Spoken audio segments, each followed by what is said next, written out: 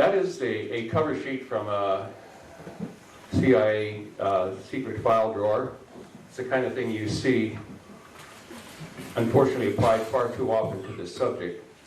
We're going to get rid of that cover sheet and go into a depth that goes frankly beyond a lot of what military and intelligence understand about the subject. Next slide, please. That is just a brief organizational chart of the intelligence apparatus, part of it in the United States. There's more on there that is so classified that it isn't even allowed to be acknowledged to be part of the government, but is.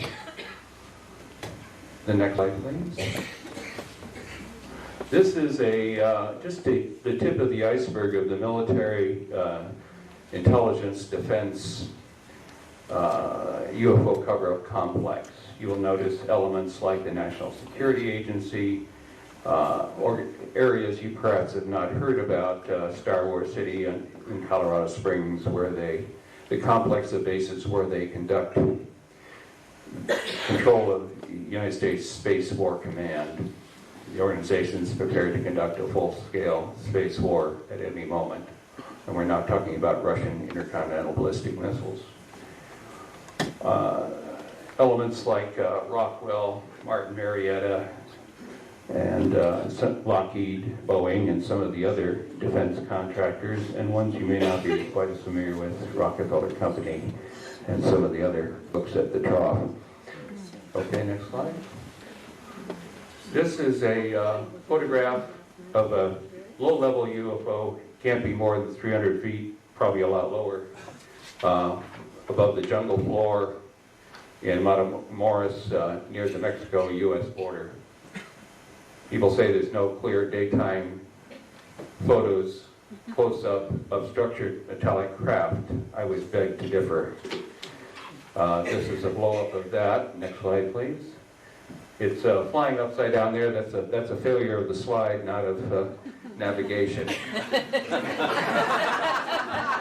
This is the right side up version of that. And next slide, please. People say, when are they going to land on the White House lawn? Well, the visitors have many forms of communication, and I think it's a statement of their mental elegance and respect for our intelligence that they engage in quiet dialogue in various kinds. Crop circles, the genuine ones, represent such an effort at communication. This rather complex one, showing the double helix strain, is actually made up of, I believe, close to 71 individual circles woven in a pattern. This appeared overnight in a grain field in UK, and I can assure you, Doug and Dave had nothing to do with it.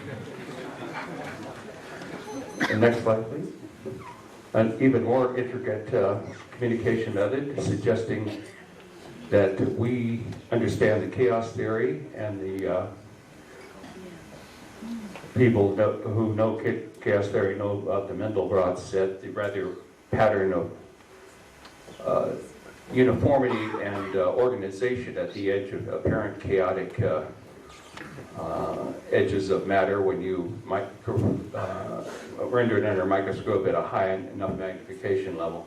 First it looks chaotic, and then you start to see patterns of organization with it, and below the Mandelbrot set is the Julia set. It's interesting that in the swirls of chaos organization appear signs of intelligence at the very subatomic most level of matter. Thank you. Next. This figurine is from a very old civilization.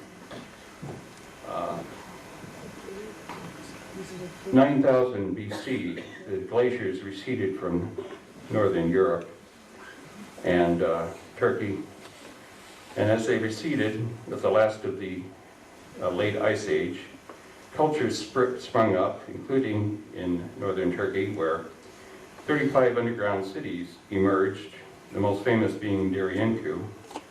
These cities house as many as 20,000 inhabitants. You wonder where people who had just emerged wandering from the ice ages suddenly sprung up into fully developed cities with multi-story compartments, houses or dwellings. All of a sudden, the figurine you see before you is found in the graves of the inhabitants of the city. No self-respecting citizen would go to their grave without making sure such a figure appeared in the grave with them. Why were they so concerned for having this figure accompanying them to the journey to the next world? Well, next slide, please.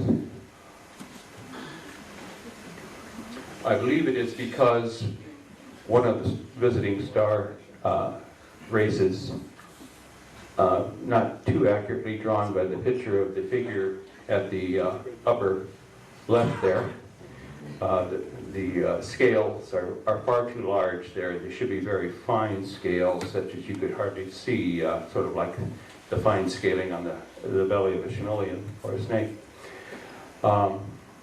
This is one of the races that made contact with Earth and helped primitive humankind develop, in a very short order, high elements of civilization: architecture, astronomy, mathematics, and medicine, and knowledge of spirituality, and knowledge of origin of life from the stars.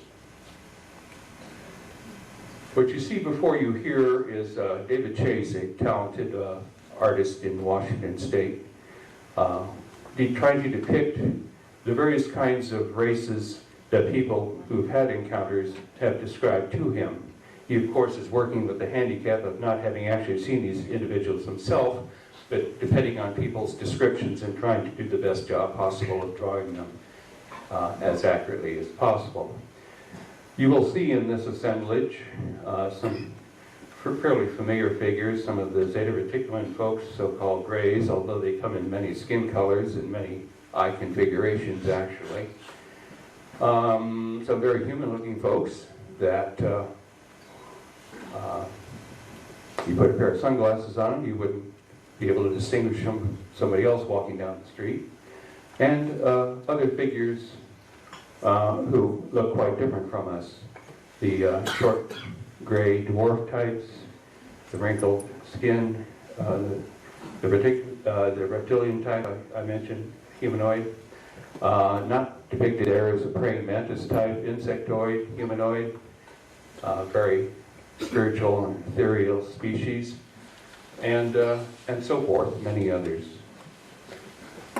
These are just some of the more common visitors to people, is my estimation from working with over 400 experiencers, that there are perhaps 100 races in contact with Earth.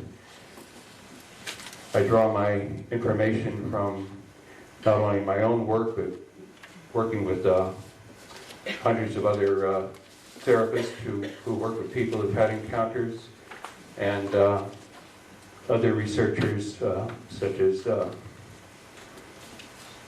Dr. Leo Sprinkle, retired psychology professor from the University of Wyoming, Dr. John Mack, active psychiatry professor at Harvard University, etc.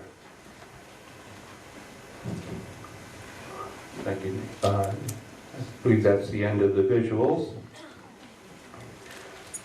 Afterwards, if you would like to see additional depictions of some of the visitors, including a couple of actual photos, I'd be happy to share them. I just don't happen to have them in PowerPoint format at this point in time. My apologies for that. I'm going to give you a presentation that will hopefully not insult your intelligence, and will assume that many of the people here have done a lot of background self-education, reading, and attending lectures. I'm not going to waste a minute of your time trying to prove UFO reality. In my view, anybody who doesn't understand UFO reality doesn't have an operating TV set. There have been far too many documentaries presented on the subject. I'm not even going to spend a huge amount of time on the star visitors. Shut that off. It's on. because other speakers have and will over the next day make various presentations on that subject. I will tell you that there is a great deal of disinformation and misinformation on the subject being put out in the popular UFO press and on the media. In my research experience and that of the behavioral science professionals that I work with, the vast majority of those visiting here are interested in our best welfare, and tales of abusive invaders are largely the work of science fiction. I like to tell the story that if I were in a dark alley late at night and walking down there and there was a figure approaching from the other end of the dark alley, I would much prefer it to be a star visitor than a human. My odds of keeping my hide in one piece would be much better.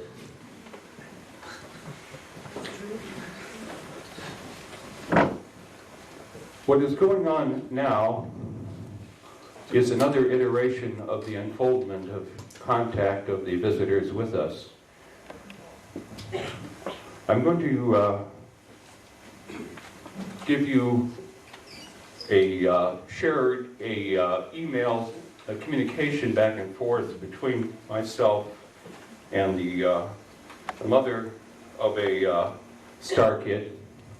And then I'm going to use that as a springboard to give you an historical perspective on what's been going on with the human race. And then we're going to jump back forward to the immediate now and the very near future as we look with some detail at the next iteration of human evolution, human advancement forward. It's not really evolution. As Dr. Lear suggested, it's aided by some genetic engineering. We are on the dawn of amazing times as we become a cosmic society. There is a sleeping phenomenon among us that you hardly ever hear about in the media, but you will be hearing more and more about. Let me just share this letter from a mother of a star kid. She talks as follows. My daughter will be 18 next month. I've never doubted her exceptional qualities. I've never found anyone else who is like her. She keeps a low profile on these matters. I think as she moves into adulthood, she will be working with other star children. I won't go into great length about why I feel she's a star child at this point, but let me just give you a hint or two of who she is.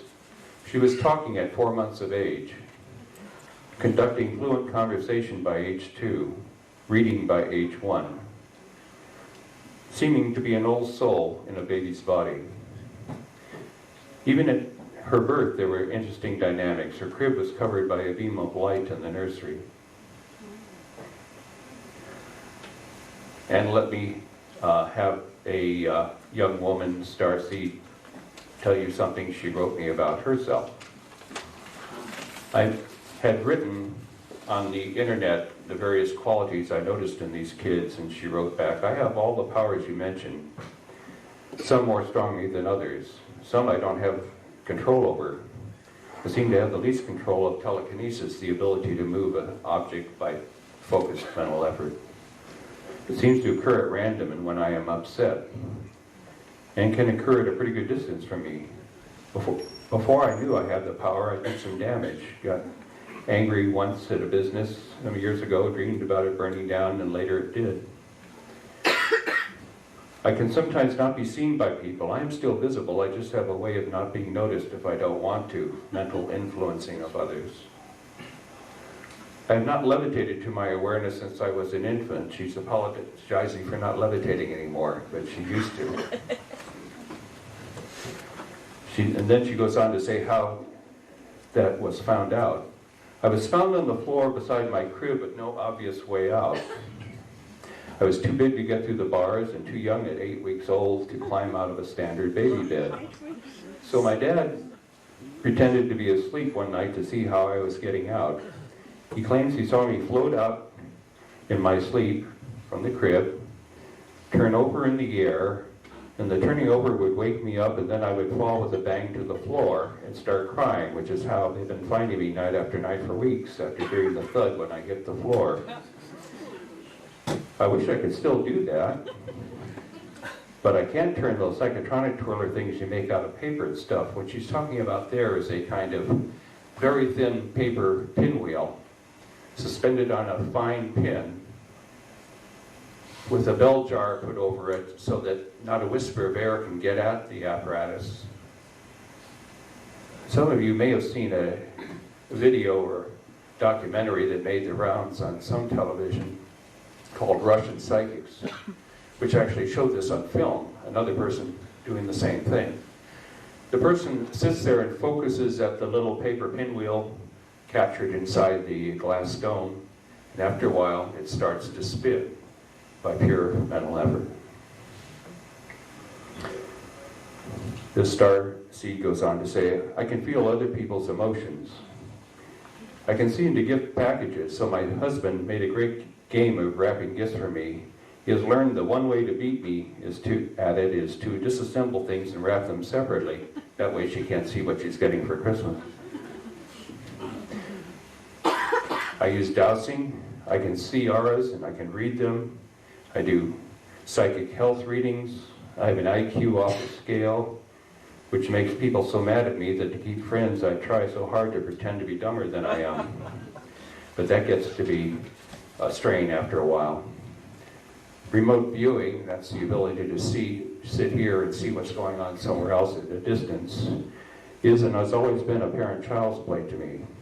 I'm a physical empath, feel others. I can do mental influencing. I used to make people get off the freeway to go to the bathroom just to clear traffic when I was young. I would look at the back of their heads, imagine what it was like to really have to go bad to the bathroom, and beam this feeling at the back of their heads, and sure enough, they would get off the freeway.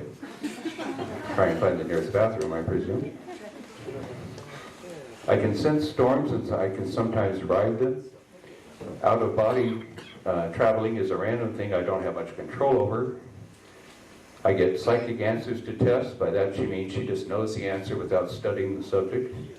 This drives parents crazy when their kids do this. And I know a lot of subjects I've never studied. I can heal others, but I have a poor track record with self-healing. I have the psychic scent. I can track people like a bloodhound. I can smell things like death. Once I smelled death when a man was having a heart attack across the street from my house. I can't define what it smells like.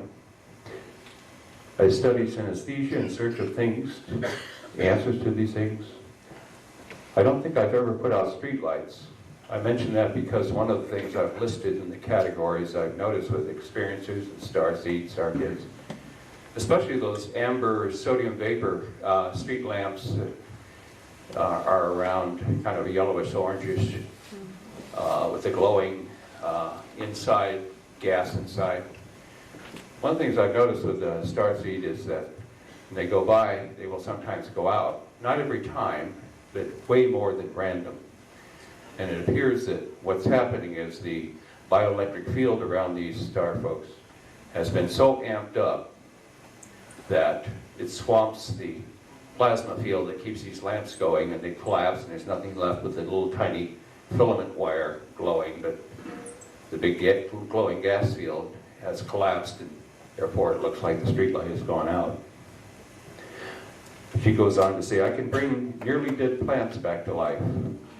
I can calm down storms so they're not so damaging. I have an extra vertebra, lower than normal body temperature. By that she's talking about one of the characteristics I've noted in this population, that their body temperature is a degree or two below the average. You'll have to forgive me, I'll give you the Fahrenheit, you can do your own centigrade conversions. In the Fahrenheit world, 98.6 is considered the average human body temperature. That's what they set fever thermometers to tell you you're normal. Most of the star kids and star seeds are below 97.6. Some of us have readings like 96.8 instead of 98.6. I have all kinds of advanced ideas that no one will ever listen to. People like us could make a wonderful difference if society would just let us. We know ways to create a utopian society, ways to make a machine that can heal and reverse aging. But the way things are in this society, I'm just a crackpot. I've learned to use a computer as a remote viewing amplifier only recently. And so those are some of the things she wished to share in her letter to me. These are amazing abilities. In the general human population, there's a vague awareness that once in a while you run across a human being who's psychic, meaning maybe they have a very good intuitive sense of what somebody else is thinking. Or perhaps they can see the future. But to have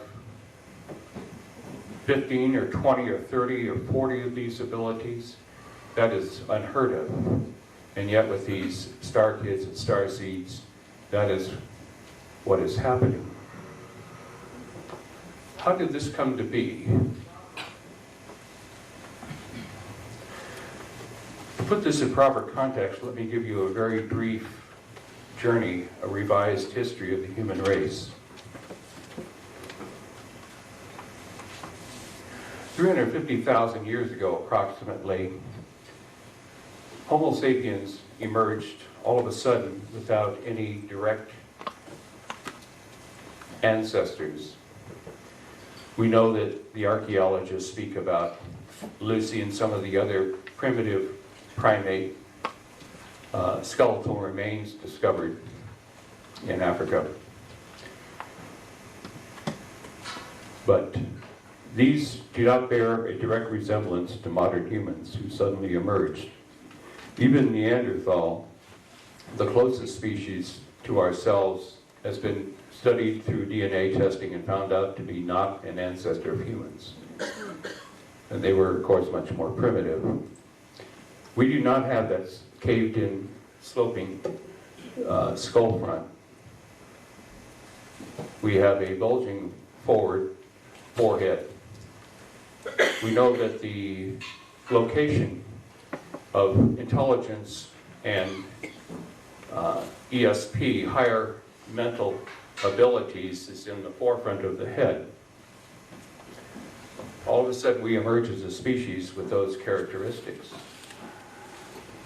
How did this happen?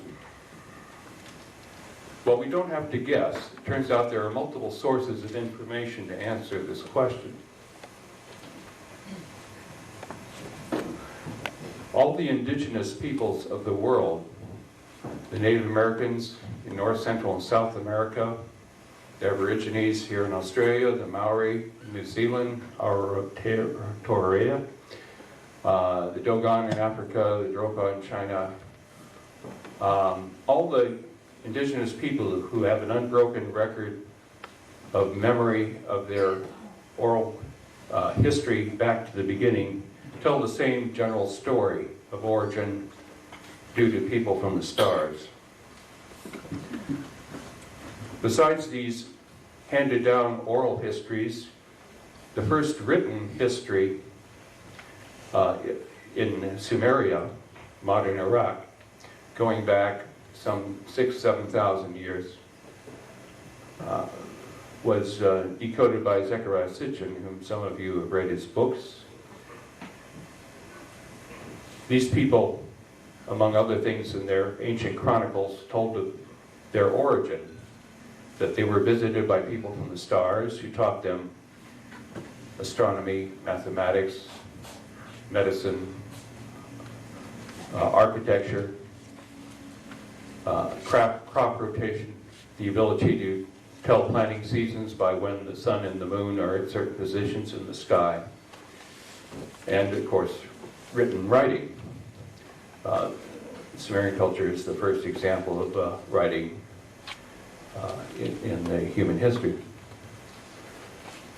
Where did they get these abilities? These are people before were wandering about, nomadic hunter-gatherers trying to find tonight's dinner on the prowl, and all of a sudden, and essentially overnight in archaeological terms, they settled down in a fertile valley, built not just buildings, but multi-storied cities, 2 and 3 stories high, with crude but effective observatories, water works, all the trappings of civilization. Did they suddenly take a smart pill? Not exactly.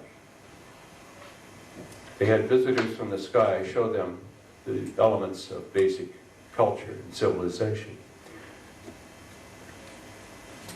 On the other side of the world, the people in Mesoamerica, the Mayans and the Aztec, talk about sky visitors whom they call Quetzalcoatl and Cochabamba, who came down and showed them the same elements of civilization, and all of a sudden we see emerging from the jungles multi-story cities and giant pyramids and observatories. And again, civilizations essentially blossoming overnight.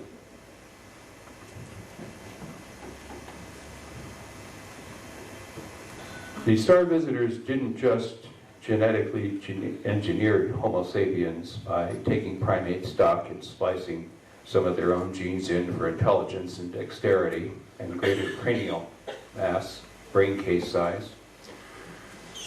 Over the millennia, they watched over our development to see how this species would turn out, because there's never been another planet Earth, and the primates that evolved here to a point that they were developed enough that with a little splicing it would make an intelligent species. We were built for the gravity of Earth and all that, but you never know with a given planet and a given evolutionary species, when you go in and splice for intelligence, what's going to happen, what they're going to do with that intelligence, how they're going to evolve, how they're going to culturally evolve. And so over the millennia, they watched our development. And we moved forward as a species, but there were still certain limitations. And so as they saw that too much of the aggressiveness of the animal side of our makeup still showed through, we settled arguments by putting a stone axe in the other guy's forehead. They decided to send teachers among us to help us raise our cultural, spiritual, mental development.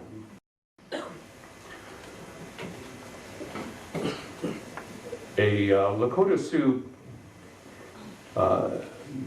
medicine man, teacher, elder of the Sioux Nation, looks for buffalo, made a very striking statement at a gathering in the plains of North America several years ago.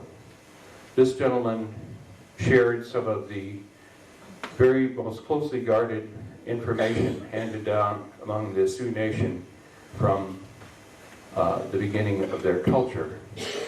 And one of the things that he said that was striking is that all the avatars were star men. Those great teachers who gave us our religious history. Lao Tse started Taoism. Zoroaster, the beginning of Zoroaster in the Middle East. Moses in the Middle East again. Jesus, Buddha, and of course among the Native Americans, white buffalo calf woman, a woman from the Pleiades star system who gave them their teachings and culture. Quetzalcoatl, I've already mentioned. And at each point in history as we unfolded, there was an attempt to upgrade our consciousness, our culture, our ethics, our spiritual understanding.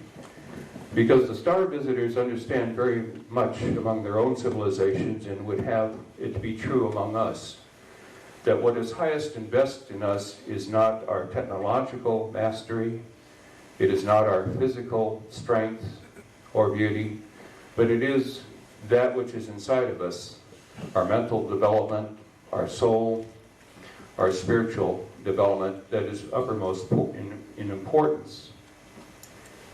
And so they've made some efforts over the decades to inspire teachers to come among us and point out that those are the most important elements of what makes us truly human, truly an intelligent species. Let's fast forward to the modern times. We are now past the nuclear era. The development of nuclear weapons is sort of a benchmark in technological development. When nuclear bombs were set off in the New Mexico desert and then later on used to annihilate a couple of cities, Nagasaki and Hiroshima, this was not just a human event. This had repercussions across the cosmos. I do not say that by hypothesis. Various visiting races have made that statement. They care about our development not only because we are an intelligent species and they share a kinship with us, but because of what we do with our development as a species has reverberations across the cosmos because we are all linked. Just like the more sophisticated among us recognize our linkage with each other as peoples, the better developed among us realize that it makes a difference to us whether people halfway around the globe are starving to death or blowing each other up. So it is in the cosmos. The network of the family of man, the network of consciousness that we share with other intelligent species, that enables us to telepathically reach across to each other, as some of the people in this room have done. The network of spirituality, of unfolding, of development, of intelligence as we march towards our path to source, the common consciousness matrix from which we come and to which we will eventually reunite as we reach our highest development. Any interruption in this, any deviation of it, is a concern. It is like the Three Musketeers, one for all and all for one. That is the law of the cosmos. No planet can be allowed to just do its thing. No intelligent species can be allowed to do its thing, and it doesn't matter to the rest. We are all in the family of intelligent life. In the evolution of humankind, it is, I think, a fair thing to say that over the last 100 years, we have marched very far ahead technologically and in terms of material development, far ahead of our spiritual and mental development. We are lopsided as a people, as a race, and this has some dangerous implications. We have the technology not only to blow ourselves up by nuclear war, but also by our mastery of hydrocarbons, fossil fuel burning, and industrial production to damage the Earth's ecology to a point of no return. At the conference in Rio de Janeiro some close to 10 years ago, the scientists there said that the environment was degrading at a pace that if humankind did not turn it around, by 2025 it was their estimate that the environment would continue to spiral down in a way that could not be reversed. Because as we know from systems theory, each element of the environment is connected to every other element. And beyond a certain point, the cascading of collapsing systems would be beyond even our technology to reverse. So on several fronts, whether it is wars of genocide, nuclear weapons exchanges, or ecological meltdown, we are at some substantial risk of ending our stay on this planet as an intelligent species. On the other hand, we have extremely high potential, and the visiting races have made that very clear. If we rise to the highest and best within ourselves, we can do something that has not been done before in human history, and that is make an orderly and non-chaotic, non-catastrophic transition to a peaceable, just, ecologically sensitive, spiritually developed society that is fit and ready to navigate among the stars. I say this has not happened before in our history because the native elders tell us that 3 times previously, humankind has reached this high level of technological development, but the spiritual and metaphysical development did not keep pace. And as a result, humankind crashed and burned and went back down to the Stone Age. Some of the vestigial memories of these previous rising high and then collapsing, we have as race memories with labels like Atlantis and Lemuria or Mu. There's also physical evidence to suggest these periods of high previous attainment. Glassified sand in areas in India and elsewhere suggest nuclear war because no other source can create that much glassified sand over that expanse of an area. There are archaeological digs where objects of high technological sophistication have been dug out of sedimentary layers that are too far deep to have any possible bearing with the modern technological society we know as humankind's highest achievement. The prophecies of the indigenous peoples, perhaps best summarized by the Hopi Indian prophecies that I'm aware of, talk about a fork in the road, and all the signs that humankind is at that fork in the road have now occurred, the preceding signs. And whether we go the high road towards meeting our highest and best potential as a species, or the low road back down to ecological or other race disaster as a people, is our choice, our karma, and our decision in this generation. We are the people that are going to be making that choice. All the indigenous agree that this is the time. And in addition to that voice, the star visitors also indicate that this is the time when humankind is either going to get it right or crash and burn again.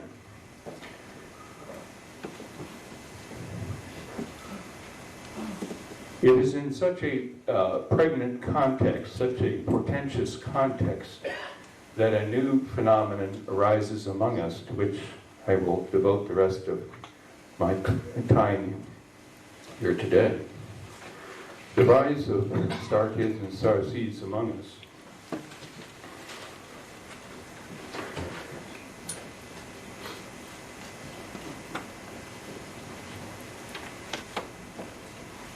When I was a ordinary psychologist, seems a long time ago, in 1989 I had something happen that had never happened in 30 years of counseling people. That was the year people started for the first time to come in, and after we solved their problems, marriage difficulties, depression, whatever, they decided to let their hair down a little farther and tell me about an encounter they had with someone from the stars.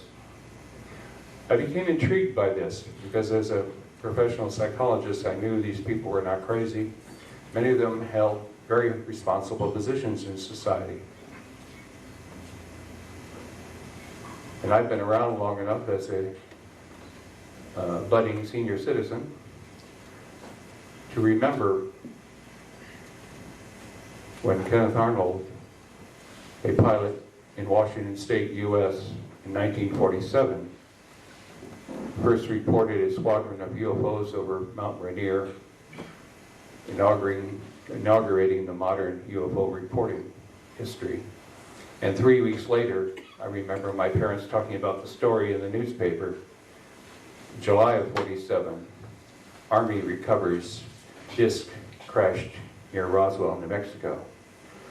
And as an 8th grader in 1952, I was old enough to read the papers for myself and see the front page headlines and photographs of formations of UFOs over the nation's capital in Washington, D.C. So I was well familiar with UFO reality before the cover-up started the next year in 53 and pained. They may have fooled several generations. They didn't fool the old-timers who knew about the reality of this before the media started being manipulated. So while I accepted UFO reality, it was another peg forward in understanding what's going on to hear these people talk about not only having seen a UFO, but they landed, people got out of them, came up to them, had communication, had interaction. As I worked, I became intrigued with these happenings and began to put the word out that I would be willing to hear people who had such experiences to share. And come in they did. I've now worked with over 400 such individuals and counting. Over the 14 years since then that I've been working with these people, I've noticed yet another very extraordinary thing happening. These people who've been visited later on go on to have children, of course, but these children are not like regular children. They're highly advanced. Let me tell you some of the ways. They develop very early and rapidly. They have extraordinary abilities. Things like mental telepathy, knowing the future, moving objects mentally, seeing things at a distance in space or time, getting information downloaded into their consciousness, often during sleep, being able to communicate across species. Some of these star kids will tell a parent what the dog is or cat is thinking. And sure enough, it turns out to be accurate. My friend Joan Ocean, who swims with the dolphins almost every day in Hawaii on the Kona coast and has telepathic communication with them, comes back and has written some books and some videos about what the dolphins have to say to her. My friend, Dr. Michael Wolf, a consultant with the National Security Council, has revealed that the dolphins are a seeded extraterrestrial species. It's no accident why they have such large brains and intelligence. The whales also are another seeded extraterrestrial species. And these species have much to say. They've been around as long as we have on Earth. And Joan and others who communicate with them have messages to share. I hope you have Joan over here one time before long and hear the messages they have for us too. Other abilities these star kids and star seeds have: intuition, affecting electrical devices, not just street lights, but a kid will go by and a radio will change channels, or their field's so strong it will burn out a wristwatch. The ability to see across dimensions. Sometimes a person will see something out of the corner of their eye. You look at it directly, it's not there. Or a child will see a presence in the room that the parents cannot see. Being able to see others' auras, and furthermore to see patterns within them in the color or the shape or the design, which tells information that's useful about how the person is doing physically or emotionally. Being able to do psychic diagnosis, being able to read a person and tell where there may be something wrong, an injury, an illness, a beginning disease. And psychic healing, the ability to harness energy and send it into a person to make a positive difference in their health state.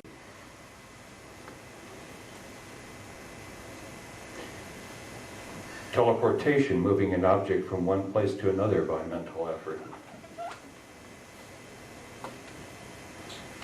Affecting time, for example, a trip that normally takes an hour driving, and it's very important to get there, and things are due to no fault, there's a late start. These people can fold time inward so that a trip that normally takes an hour only is accomplished in half an hour without speeding up the car. Pre-sensitivity to disasters like earthquakes or automobile accidents and letting people know so that harm can be minimized. Out-of-body travel. Serving as a conduit for off-world intelligences to come in and speak through the person and share communication. Having a sense of shared consciousness with a star visitor, the person is still there in their consciousness, but the star visitor is right alongside them in their head, as it were, and the person can share what that individual has to say.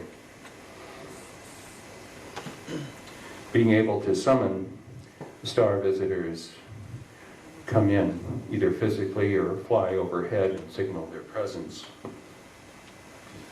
These are some of the psychic ability these kids have. Other ways in which they're different, their immune systems often are much more developed. They hardly ever, after the first set of childhood diseases that kind of build up your immunity, they hardly ever have flus or real severe colds. If they have some kind of an episode of injury or cut, bone break, it heals very rapidly. These kids often have, from the childhood, a very adult gaze, a very mature demeanor, almost like an adult in a child's body. Some of you who are psychics may have noticed this too. I am struck by the number of children, even in strollers, babies, who instead of that kind of la-la, unfocused gaze you used to see in infants and strollers, many of these kids are focused. They're tracking their environment. They're locking on in eye contact and evaluating their environment with intelligence and awareness. I've tried to pull a few of these kids out of the closet with mental telepathy, saying, "Welcome to Earth," and watching the kid look at me like, "Why are you talking inside my head? Nobody else around here does that." They're busted.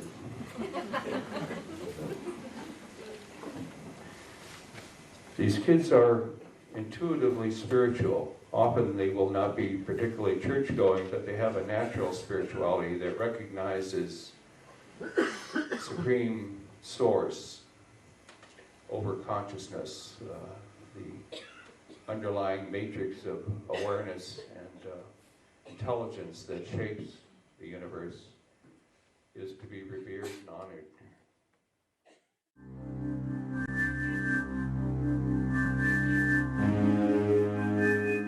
Well, thank you very much for visiting our wonderful country. My pleasure, my pleasure. How did you get involved with the subject of crop circles?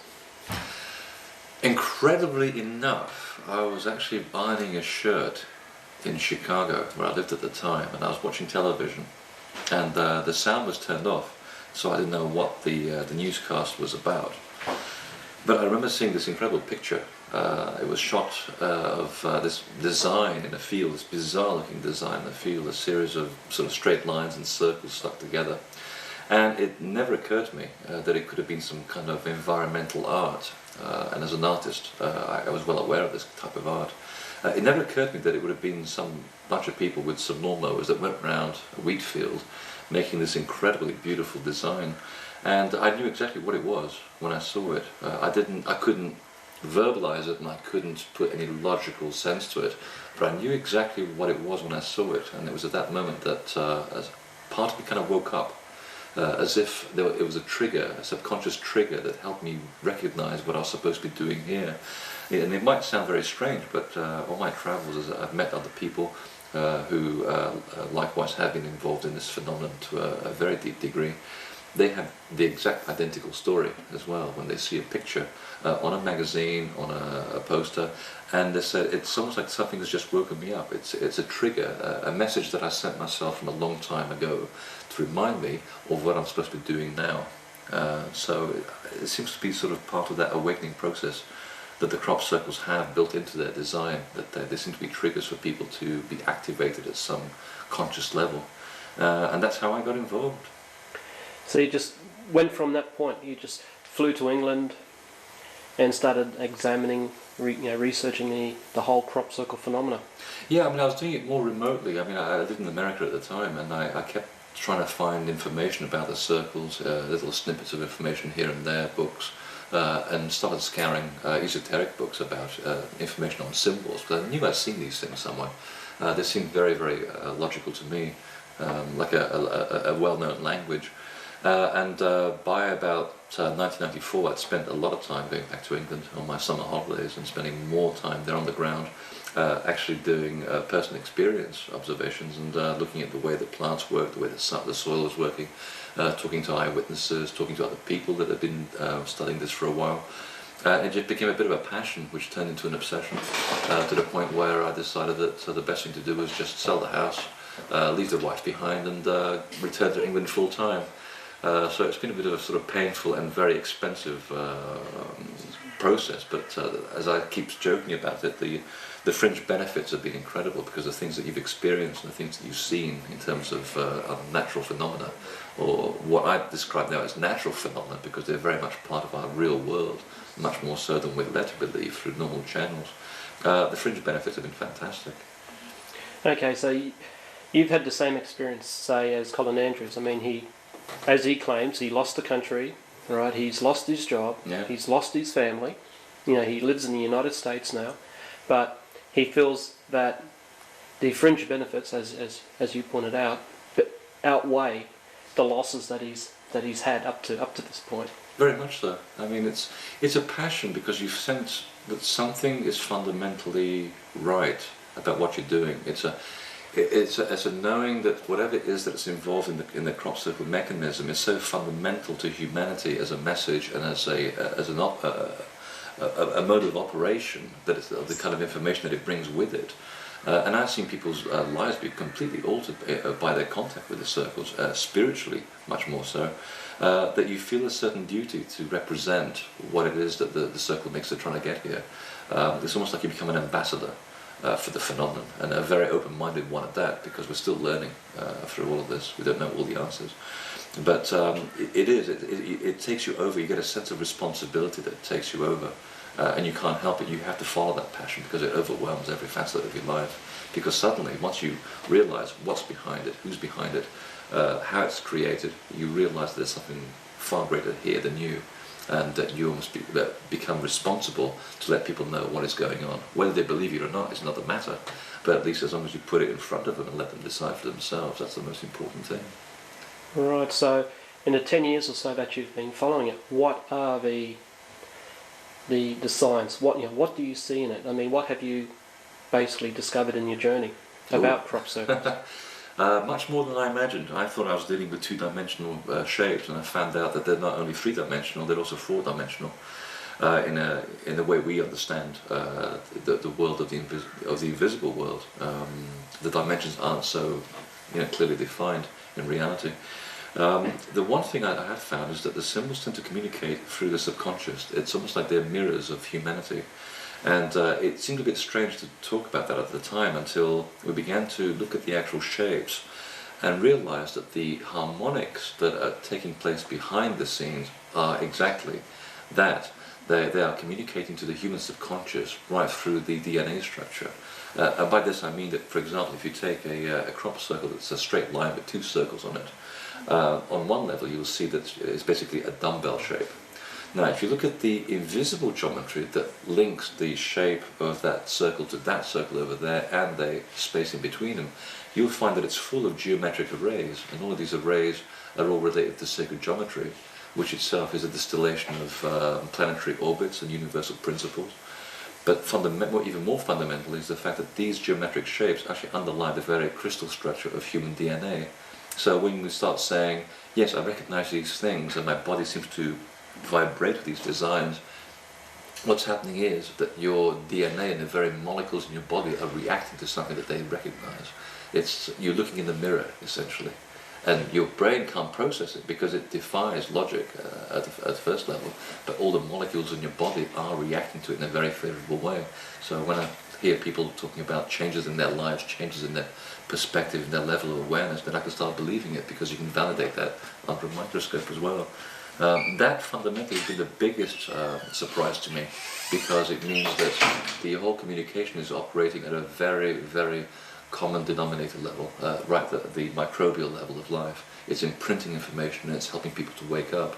So far above and beyond all the light phenomena that I've seen, the balls of light, the beams of light that I've witnessed, along with many farmers and many people, along with the scientific evidence with its soil changes, the changes in the way the plants have been molecularly altered, that's been the biggest one, because it relates directly to fundamental human principles of who we are and where we're going. So socially, you have seen over the years a very big change in regards to people's perspective, people's feelings and points of view about crop circles in England and around the world.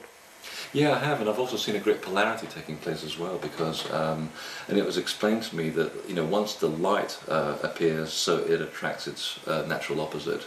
And I find that in crop circles, whether it's just research or just in people who involve themselves with that, there's a huge polarization where people are either incredibly for the phenomenon or they're incredibly against it. There's very little grey middle ground in all of this. And it seems to be becoming much more protracted as the years go by, as the believers and the non-believers seem to be attacking each other in equal amounts, and the same thing happens in the media. It's quite concerning, because you begin to realize how people develop, or human beings develop, religious beliefs, and then they become very intolerant.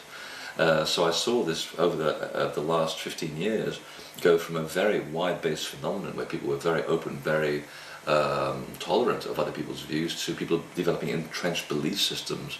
But still, we don't know everything. If we knew everything, we'd all be making crop circles, and we still can't replicate them. So it's interesting to see how it's actually developed people, consciously and subconsciously, through their interaction in the phenomenon. But by and large, my experience has been mostly positive. There's been people who have done great positive things with the designs in either healing arts or also in communication arts, disseminating the information to even to schools, where the kids now in some places in California even use the images of the crop circles to learn about geometry and mathematics, whereas before they were involved in watching the designs, they had no interest in these subjects whatsoever. So even at that very basic elemental stage, it's providing great benefit to society.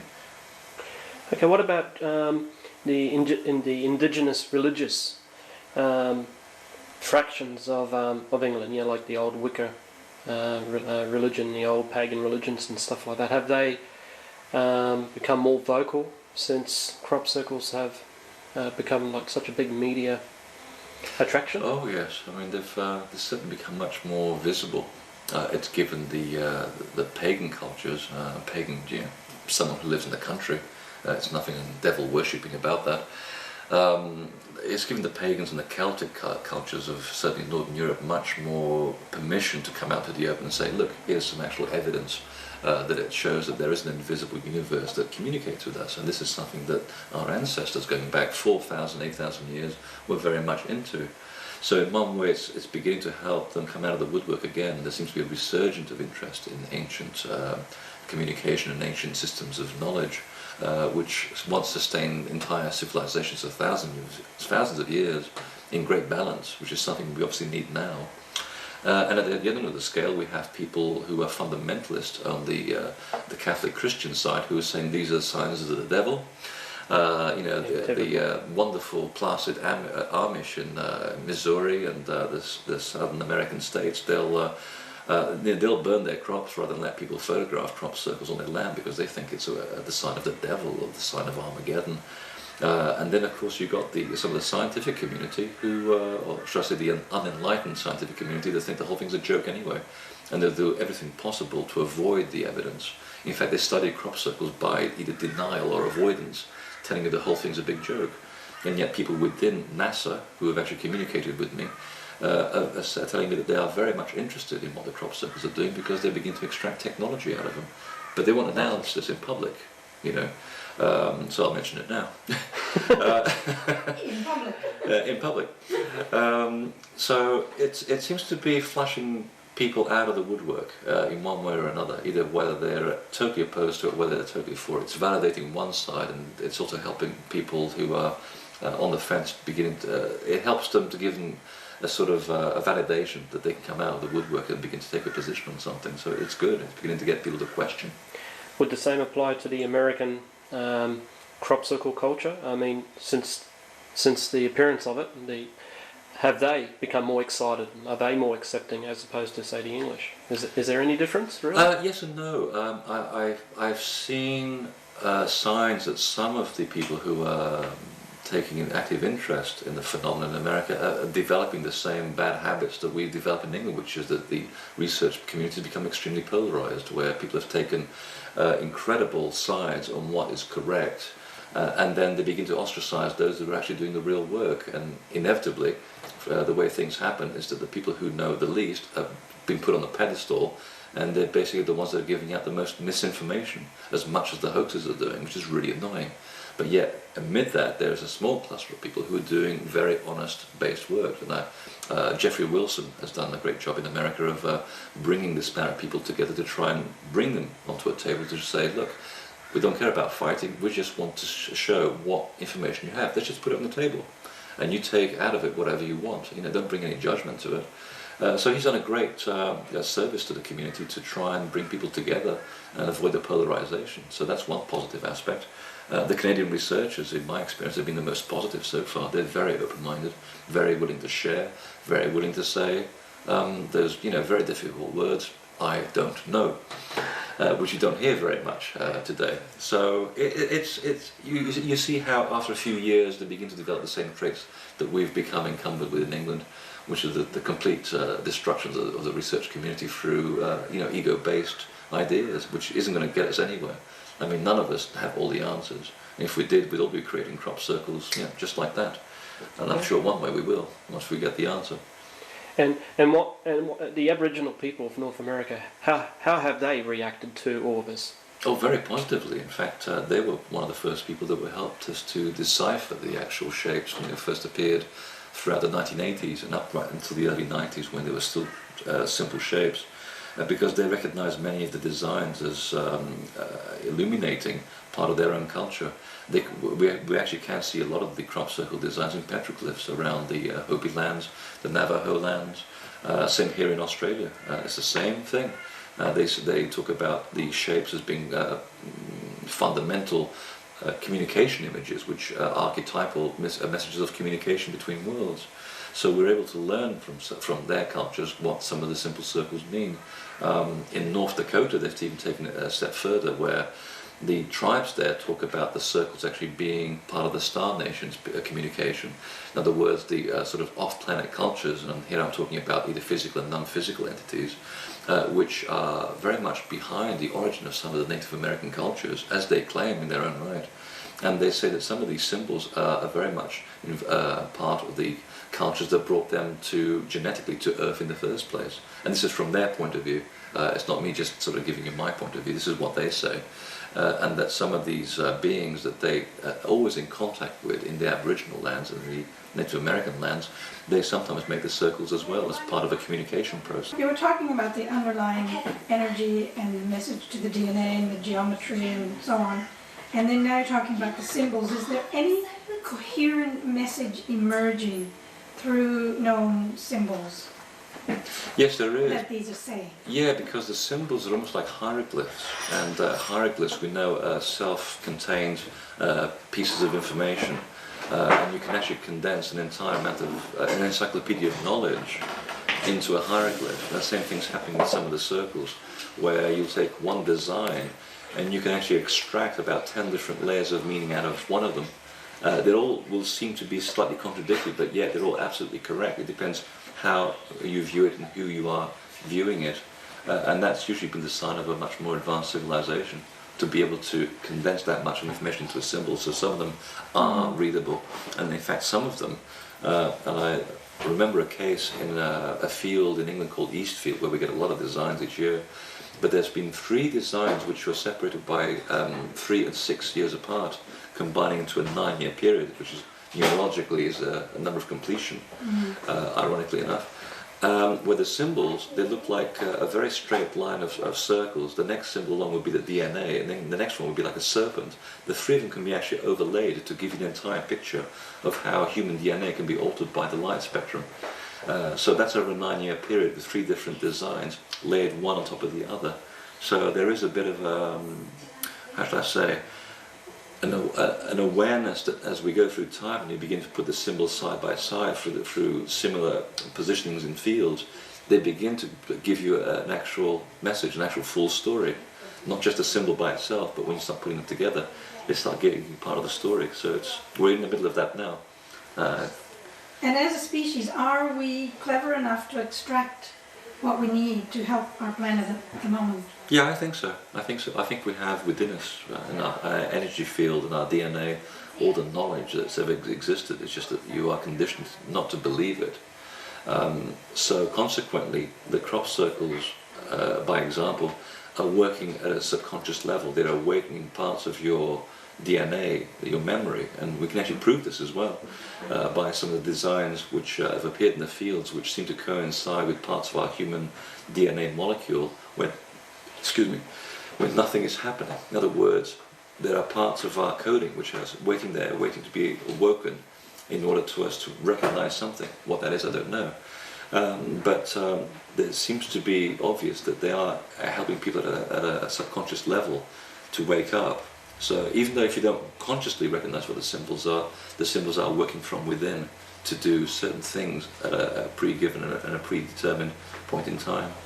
Well, there are huge gaps in the human genome. I saw a graphic representation, and we really have only activated a very small amount of the potential in our DNA. So could this be activating some of those unused, unawakened areas? I think they are, yeah. I think part of the circles, and again going back to some of the work of people like Greg Braden, who found that some of the circles seem to coincide with parts of our DNA which are unused for protein. So the logic is that God doesn't leave things out by accident. So they're obviously there to be used for the future. And again, all of this seems to coincide with prediction that at this point in our history we would either have to wake up to our responsibility and our greater awareness, or we'd just basically have to die as a race. So it's up to us which way we want to go. The circles aren't here to answer and help anybody elevate themselves, because it's too ridiculously easy. We have to do that for ourselves. So whether we do it or not is up to us, but the imprint is there should we choose to use them. With the like the complexity of the circle designs, have like with the northern hemisphere as opposed to southern hemisphere, like England and America, have these designs developed at the same pace, or has America been a few years behind in the complexity of the designs as they appeared in England? They seem to be much simpler elsewhere in the world, actually, and I don't have an answer to why that should be. I mean, we see crop circles happening throughout Canada and America all the time. In fact, the Canadian prairies get 20% of the world's reported crop circles.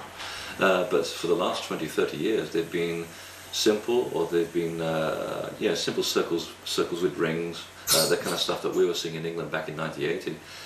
Once in a while you get some complex patterns, but they're very rare. And the most incredible of all was the one that appeared in 1991 in the Alvord Desert in Oregon, which is basically a Sri Yantra mandala, a very complex mandala, which was etched 3 inches into the desert floor 13.3 lines of etched crop circle, as I would call it, because no one ever was able to figure out if it was a genuine thing or not. But certainly, when the local air guard flew over this enormous design in a desert floor where it was 120 degrees in the shade, they didn't see any tracks going in or out. They didn't see the design halfway made. It just appeared there overnight, fully complete. And when people actually went there to actually analyse the design, when they drove across the desert floor in 4x4 vehicles, the tyre marks were left all the way across the floor, and yet there was not one mark in or out. So that's been the most complex design that I know of outside England. But it seems to be that the great complexity of the designs is always in southern England. Okay, because in Australia, I mean, it's almost as if the crop circle designs on our continent are several years behind, complexity-wise, as compared to say England and the United States. But what we've noticed back in the year 2000, when we're out in the Red Centre, was there are something very similar to what you've just described in the desert, where you've got markings that appear to be etched into the soil itself, and Vodka and orange, thank you. and when we spoke to the local Aborigines about it, they basically said, these are being put there by the ancient ones, by an intelligence that's long since sort of kind of disappeared. Yeah, and we have the same thing in England as well, and Northern Europe. And we have one of the greatest concentrations of sacred sites anywhere in the world, and they have exactly the same history. And it's interesting that all the crop circles, no matter where they appear around the world, and we're talking 29 countries here, they always appear in the vicinity of existing or old sacred sites, which have now since been ploughed out. So the connection exists between the two sacred spaces, and the two are actually talking one to another because they all appear along the same lines of magnetic energy. So there's a connection to the ancient past that they keep reminding us and bringing us back to as well. Right, and with the human involvement, I mean, naturally, you've got this wonderful, puzzling phenomena happening, and you've got human beings being human beings. They want to participate. They want to recreate some of these markings, and as you and I know, these markings have also developed in complexity, and some very, very interesting designs have been created by human beings. Have these people themselves changed? Have they, do they sort of feel as if they're being led into creating these designs, whether it's subliminal or whatever? Oh, very much so. Very much so. There's been a few cases where people have actually felt compelled to go into a field, having designed something on a piece of paper with the intention of making a crop circle, and they'll go into a field in the middle of the night and they'll suddenly feel compelled to design something really different, which immediately gets my attention, because you don't go into the middle of the field and plan something, create something in the dark with planks of wood, knowing you might get prosecuted for it, without prior planning. You can't do that. It's just foolhardy, and it doesn't achieve anything, because the likely result is that you're going to make a big mess in the dark. And it's actually freaked them out to no degree that when they look at what they did in the morning and they realize that the pattern they made is very coherent, but it had no resemblance to what they were going to do originally. And they have said, quote, it was as if someone was feeding us the information, and they felt very, very spooked, and they've actually gone around making more designs with the intent of actually communicating with whatever consciousness they felt was interacting with them. So that in itself is worthy of interest, because it shows us that there is an interaction going on, which is going on with the genuine circles anyway, where they're feeding information to people and also validating people's notions by designs. And by the same tokens, they were actually also putting information to people's heads, because sometimes, from my experience, I read transcripts from a psychic who's been very much involved in the crop circle phenomenon way before it was even made public, that at certain points the circle making force would influence people to make them, because the planetary conditions weren't ready. In other words, the magnetic lines weren't rightly energized, or the particular atmospheric conditions weren't right for them to actually create a genuine crop circle. But the information had to go down because it was part of part of a communication that had to take place. And they said we would sometimes use people to put ideas into their heads and they weren't sure where it was all coming from. And 10 years later, here we are, it's happening. And all this information was never published, so the hoaxers would have known that this would have been happening behind the scenes. So there is a human element behind it, yeah, for sure. Okay. I've read a lot about the White Brotherhood or galactic beings living on the planet in the Himalayas or various hidden groups, secret societies. If these groups do exist, are some of these messages for them, telling them what their next mission is or what they're doing? Have you come across anything of that nature? Not really, but the information that I do know is that the information is not proprietary, it's for everybody. Hence it doesn't ally, so the crop circles don't ally themselves with any religious group, political group, fundamentalist group. They are for everybody. And it's the communication is on a personal level. It's what you want to get out of it. Like I said, the symbols are hieroglyphic, therefore there'll be many different layers of information and each person will see them differently, which is one big reason why people fight over them. You know, they'll say, it means that, or it means that, or it means that. Well, they mean all of those things, whatever is right for you. So that's how they're communicating. They're not allowing themselves to ally themselves with any specific group, because then that would, by itself, generate an inverse reaction from another group that felt that they weren't being communicated with. So the message. So what is the message exactly that you're trying to portray to people? You know, like you're going around the world, you're talking about this phenomena. What's the essence of what you're trying to say to us, you know, to the general public? Well, the essence of, I mean, I'm not trying to say anything, I'm just providing facts, you know, because otherwise I'll be giving you my opinion, which wouldn't be of any use to anybody, because it's just my opinion. But the facts, as I understand them, and through my experience and the experience of people around me, suggests that these circles are here because they are trying to get us to rise to meet our obligations as human beings on this planet. And it's all about responsibility. They're helping us to take responsibility for our actions, get us to be good citizens of the planet, because everything that's happening down here that we're doing to the planet is all having an energetic repercussion elsewhere in the universe. Everything we do down here is sending out shockwaves throughout the universe, and at some level they are interacting and influencing what other people are doing elsewhere. So you have a lot of consciousness around the planet at the moment, looking at how we are going to develop, where we are going to go in this new stage of evolution, because we are ready to make that jump. And we're either going to make the jump positively, or we're basically going to perish. It's one or the other. This is the 11th hour. And so the circles are here with the information, pumping information to the natural systems of the earth, interacting with natural organisms like human beings, and they're giving us a chance to actually wake up and realize what it is that we're doing. And I know it sounds very simplistic, but that really is it. And it's simplistic, but yet it's a very, very important message, because if we don't get this right, we're gone. So yeah, do it or lose it, basically. Exactly. And it may sound corny, but that's all there is to it. And it's obvious when you think about it, but we forget about this every day.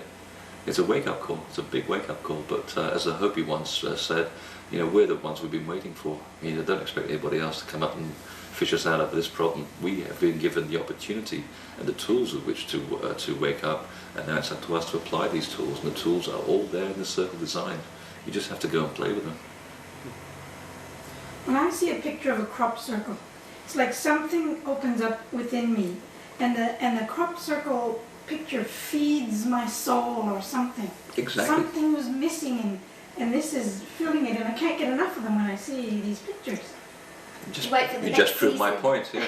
See? That's exactly what I said. So it's doing something to me. Yes. Yeah. Only if you allow it. You have to allow it. I love them. Yeah. But I don't know where to take it beyond that. I mean, I haven't been able to abandon my kids and go and study them or whatever, so... But it fills you with passion, doesn't it? Absolutely. You wake up every morning, you feel alive. That in itself is maybe all you need to keep you going. And your passion will transfer to somebody else, and they will take that up as well. So some people will be called to actually actively work on the designs and promote the designs, and some people will be activated to support from the sidelines. You've got to have some Indians and some chiefs. It's just the way it happens. And but we've all chosen at a soul level to also be part of that. So I guess my choice, and I didn't realize this was going to happen in my life ever. I mean, I was in advertising. I was a million miles away from crop circle research. I was making a lot of money, and now I don't make any money. So I'm not doing it for that reason. But had I known what I was going to get involved into, I probably would not consciously have chosen it. But yet I must have chosen, at some level, in my existence, to accept this responsibility. And some people have chosen to accept to support people on the sides as well. So it's part of a collaborative effort on all sides to bring this information forward. There's no right-wrong hierarchy, or they are the chosen masters that are bringing this information out, and there's none of that. It's just people supporting each other to help the greater good with this information, because it's only by supporting each other that we're going to get the information out. So there's no gurus in this. So would you say that these celestial markings bring hope to humankind that there could be a better future? Absolutely, but we have to create that future. They're not going to provide it for us. They're giving us an idea, a mirror of what to expect, and if we like what we see, then we should strive for that. They're almost giving you a sense of perfection, of beauty, of a system based on love and fundamental responsibility. But we have to want it badly enough to actually achieve it. They're not going to do it for us. The circles by themselves aren't going to do anything other than just activate things. And once you attach yourself to the design being to unlock parts of you becomes a relationship, a back and forth relationship. As I call them, they're keys of activation, which once you give permission for them to work with you, they'll start opening up bits and pieces of you. And once you open up bits and pieces of yourself and you connect the dots, so the more the keys will start coming. But you're the ones who have to do all the work. So it should be, really. Exactly. I mean, that's the only way human beings learn. It's through trial and error, but the only way to solve our own problems is for us to deal with those problems. Absolutely. We have to apply the instruction manual and actually, fix the model ourselves. Tune the carburetor ourselves. It isn't going to be magically done for us by somebody else. So somewhere in the past, the manual on how to survive human civilization was lost, and now we have to sort of refine that and sort of reconnect and progress from there. Well, it's funny actually you say that. Reconnect comes from a Latin word called religio, which is where the word religion comes from. And it's funny how we've sort of given our power away to connect with the invisible universe, which is what always stimulated our ancestors. How they were able to get information from other levels of reality to assist them down here on the terrestrial plane. And now we use religion as a middleman to help us connect with God in the biggest sense of the word. And to a certain degree, we've given our power away to somebody else. We've given our power away to a middleman, and it ain't working. No, not when you use it for other means. Yes, I mean it's become a system of control, and but that's part of the human experiment, where for the last 4,000 years we've undertaken an experiment to give our power away to the few who've controlled the many, and the experiment is now over. And this happens every 4,000 years like clockwork. We, as a consciousness, undertake an experiment to experience something. Between 8,000 and 4,000 BC, for example, or should I say, no, 6,000 to 2,000 BC, we're experimenting with the female principle. We honoured and worshipped the female principle. I'm not just talking about worshipping women. I mean, men were doing it too. We were worshipping the lunar cycle in nature, and we worked with that cycle in order to maintain a balance of existence on Earth. Once we learned that, and we experienced that, we decided to do the inverse, which is to give our power away. So the shaman becomes the priest who takes over the control of the tribe and begins to control the tribe, because they become the center of attention, the ego, and in a sense the star. And today we have this wonderful culture. And talking of a star, Well, it's been a dismal failure, this 4,000-year experiment. Well, it hasn't, because it's the experience that you have to remember. Don't attach the judgment to it, Okay. because what you've learned out of this experience is that it doesn't work. It brings with it an unbalanced way of living, where we give away our control to other people to do the thinking for us. And that's how we ended up in this disaster. That is the experiment, and this is the experience. So no experience is ever lost. So now we as souls know what it means to give our power away. Chances are we're not going to do it again. So this is why we're now ready to go to another level of existence, which is now why we're in the middle of all this chaos. We feel that something needs to change, and the powers that be, who have held on for this experienced for 4,000 years know the time is up, and they're going to hang on for their life. And you can see today that they are trying their damn best to make sure that they retain power, but it's falling apart. And do we know what the next experiment will be then? Yes, the concept is that we're going to match head and heart into harmony, in alignment, and we're going to have a fusion between male and female principles, so you have perfect balance.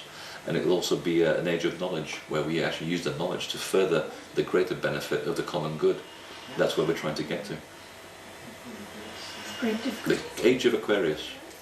Well, human nature being human nature.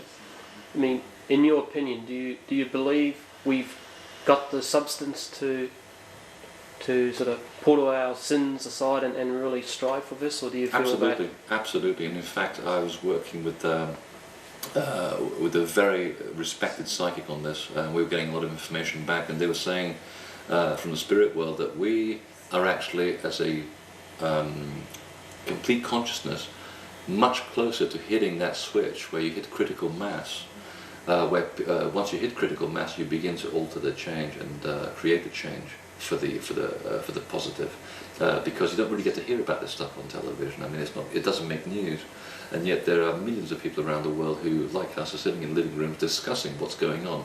Why don't things make sense? How can we improve the world? We're only a couple of percentage points away from flipping that switch. But it just doesn't seem that way because you've fed so much stuff on the media that it's all doom and gloom. So the trick is, accept that there is a bit of doom and gloom here and there, even though right now in the world, most countries are actually at peace. They're not actually at war. So yeah, only about 10% or maybe even 5% of the world right now is actually at war. So things are actually pretty good when you think about it from that point of view.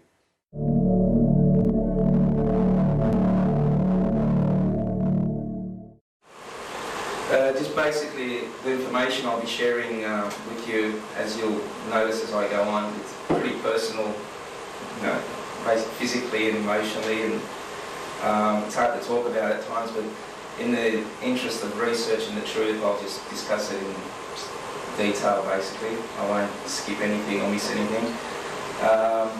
Okay.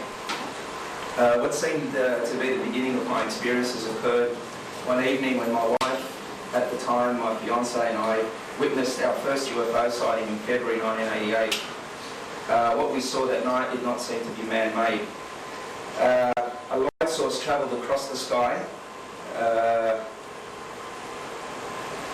and we're basically sitting in the car and we're looking out the window. She's in the passenger seat, I'm in the driver's seat, we're looking out the window, and we see a light travelling across the sky, pretty big. At the time, straight away I said, oh, it's probably a satellite or something. And then as we watched this for a few minutes, it got to a point where it hovered above a triangular formation of stars, 3 stars, and it seemed to shoot a beam of light.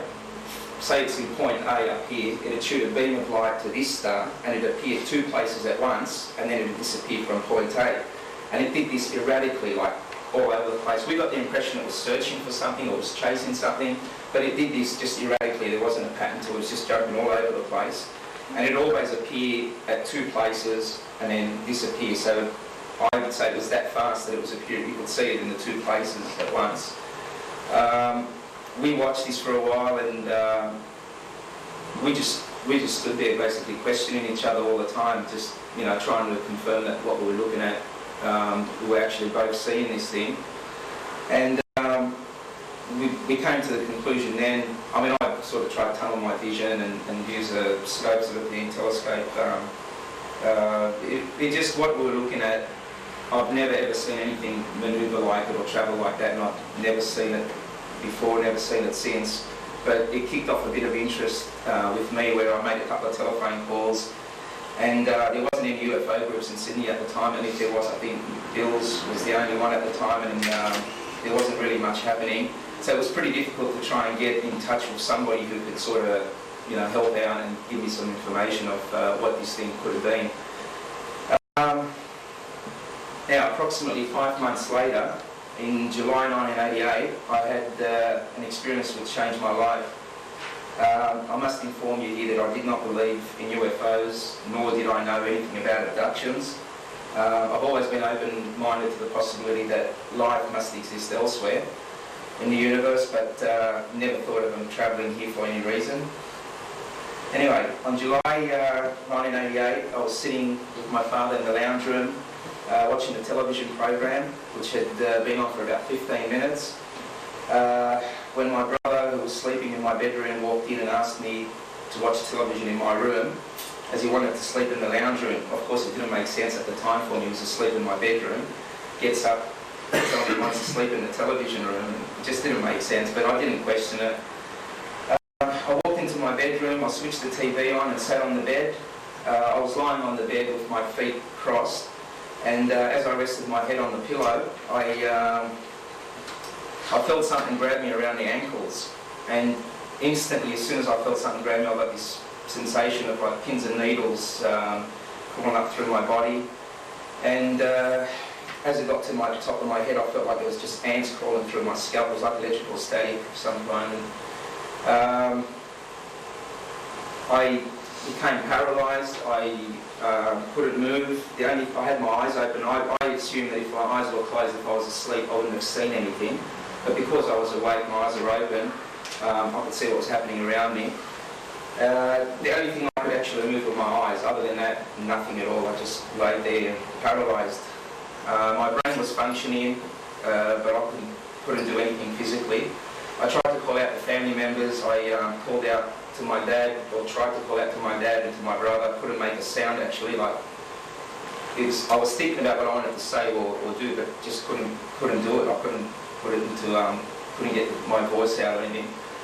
It was frustrating just sitting there. I was 23 years old at the time, and I'm thinking to myself, because I didn't think about UFO abductions or anything like that, I'm thinking, I'm paralysed, and my parents are going to walk in the morning, and from then on I'll be in a wheelchair. It was frightening at the time, and all of a sudden, I look at the foot of the bed and I notice a hooded figure about 3 to 4 foot in height, wearing what I call maybe a monk's robe, for example, with the hood over his head.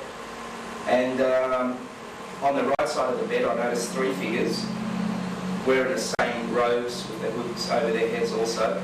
Their faces reminded me more of gorilla faces. They were really wide faces, deep set wrinkles in the forehead, flat nose, very much like a gorilla.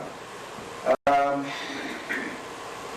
colour of their face seemed like a pretty shiny black, darkish black colour with a shine to it, like a leathery sort of look. I didn't actually touch them or anything like that. I don't know what their skin felt like, or if they were solid or anything.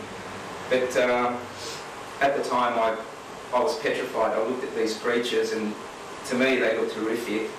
And I was thinking that, this is the evil, the devil or whatever, and I'm having this experience that's going to bloody either end up being in a mental institution from it or frighten me to death.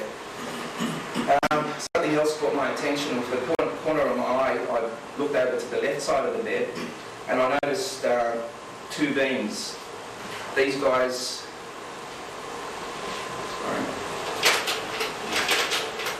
okay, that's the first type that I saw, and that's the second. There was 4 of these guys, 1 at the foot of the bed, 3 on the right hand side of the bed, and there was 2 of these taller guys, about 7-8 foot tall, goldish.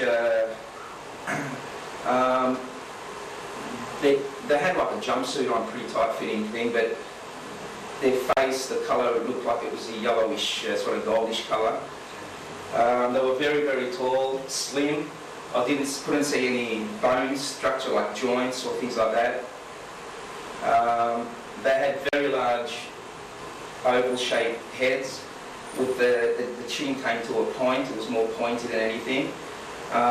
They had a little slit for a mouth, as if you'd just got a pencil and just put a line there. I didn't see lips, teeth, anything like that. I didn't see their mouth or lips move even, like that. I saw lips even, just a little line. They had 2 little holes for a nose, like you couldn't even see, there was no bone structure, there was no, it's just a flat thing, 2 little holes in there. And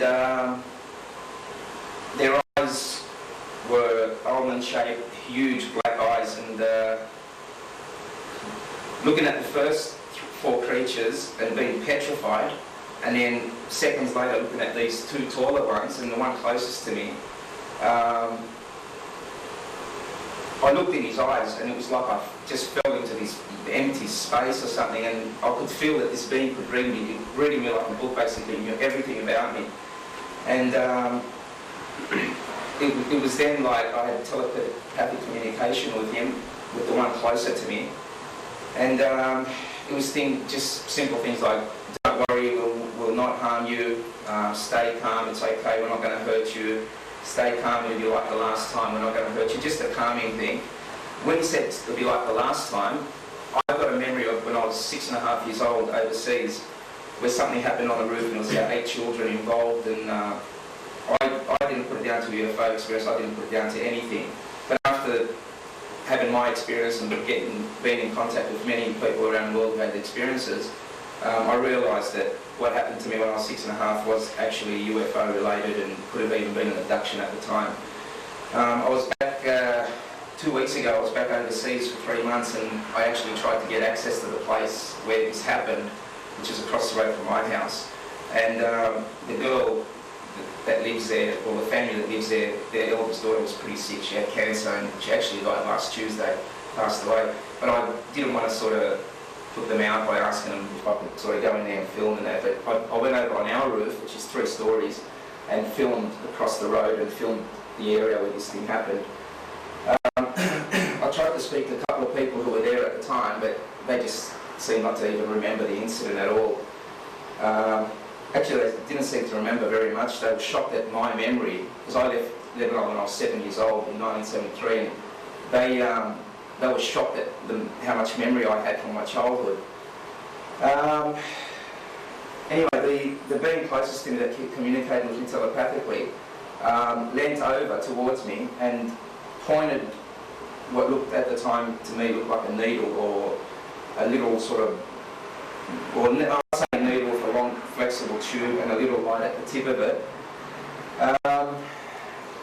He leant over, inserted it in my head about here, and I blacked out. I couldn't just boom, lights out basically.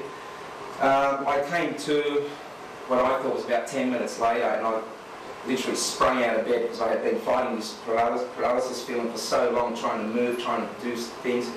I jumped out of bed, sprung out of bed, walked out of the room, walked into the TV room. I tried to wake up my father at the time, and I was trying to shake him for a couple of minutes. He wouldn't wake up, and same thing with my brother. After a couple of minutes of shaking him, he woke up. The first thing he said at the time,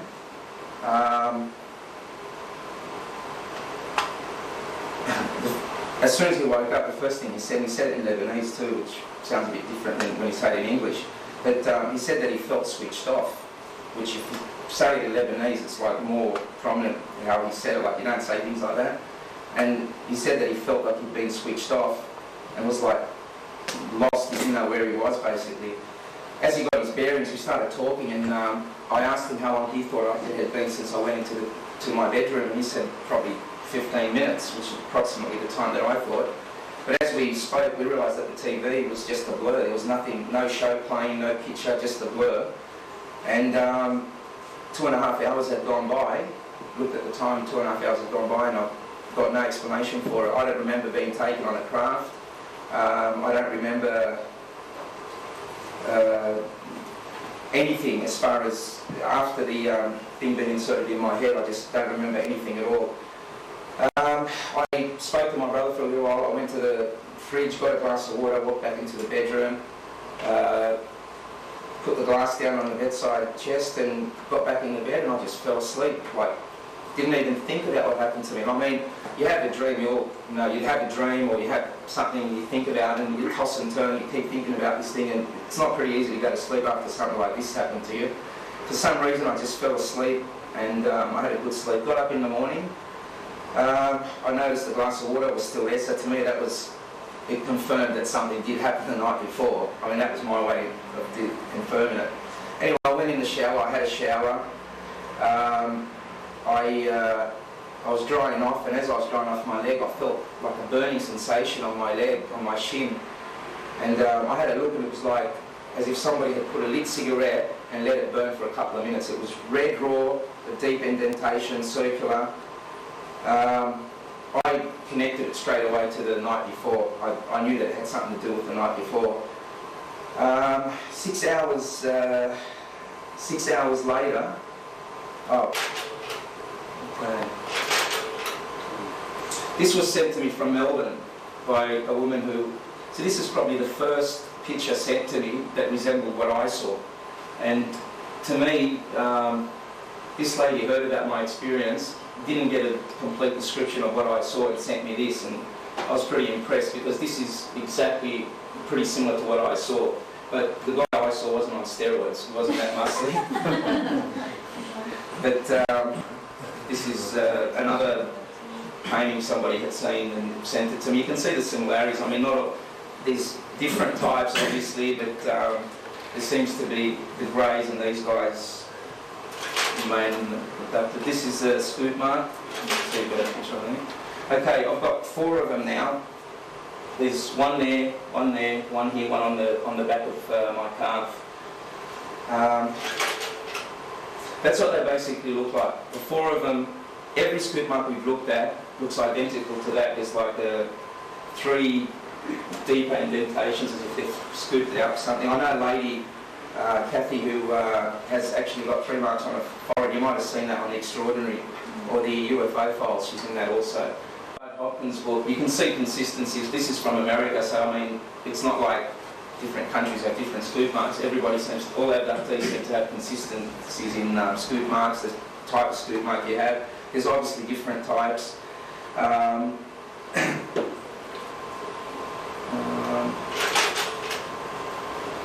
Okay, these are some different beings that were reported to us. This is Kelly's experience.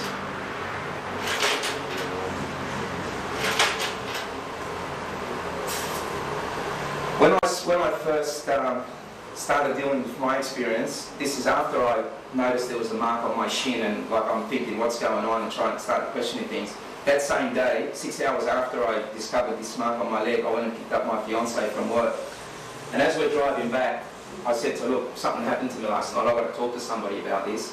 And I started to just tell her what happened. And as I was talking to her, I said to her, there was a needle inserted in my head, and I touched it and there was dry blood under my fingernail. She had a closer look and she could see a puncture mark with dry blood around it. And I lifted up my jeans to show her the mark, which was supposed to be red raw, and it healed like you saw it in the slide. It's a scar, it's obviously there, but it was healed, it wasn't red raw anymore. And this is 6 hours later, and this is something that's interested the scientists now doing the DNA work, in that if they can find out what was whatever they put on this sore and healed so quickly, I mean, it could revolutionise surgery as far as stitches and so on. If you paint this on and it heals quickly, then we made big money out of that. My fiancée and we're driving, I'm telling her all this, and I'm shocked that she's even still listening to me. I mean, I thought I was crazy at the time.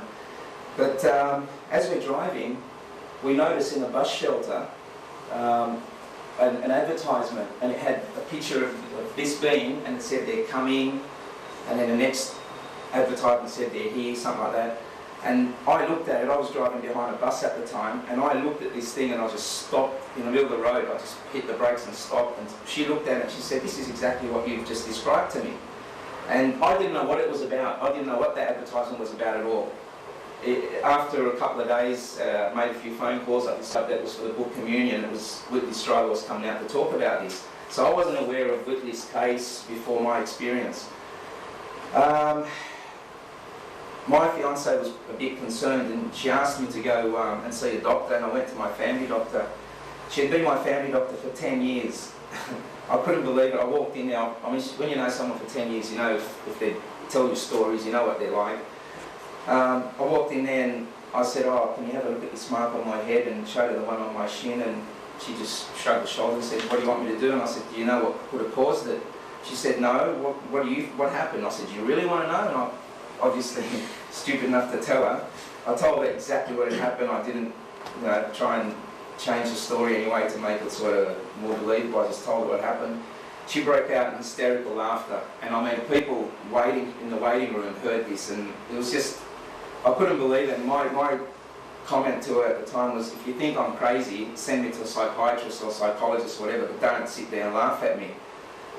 She said to me, oh, don't be silly, Peter, you've hit your head on a nail at work, because I'm in the building trade. And I thought, I've stepped on nails at work and I go get a tetanus shot, you know. You don't hit your nail, get a nail through your head and wait till 2:30 in the morning to make up a story like this. I mean, needless to say, I lost all confidence in that doctor, and I've never been back to see her since, because I just thought that she wasn't professional in the way she dealt with me. Can you imagine how many other cases where people think, oh, okay, I'll go and speak to my doctor about it, and they end up either in a mental institution or just, you know, thrown out of the surgery and not looked at.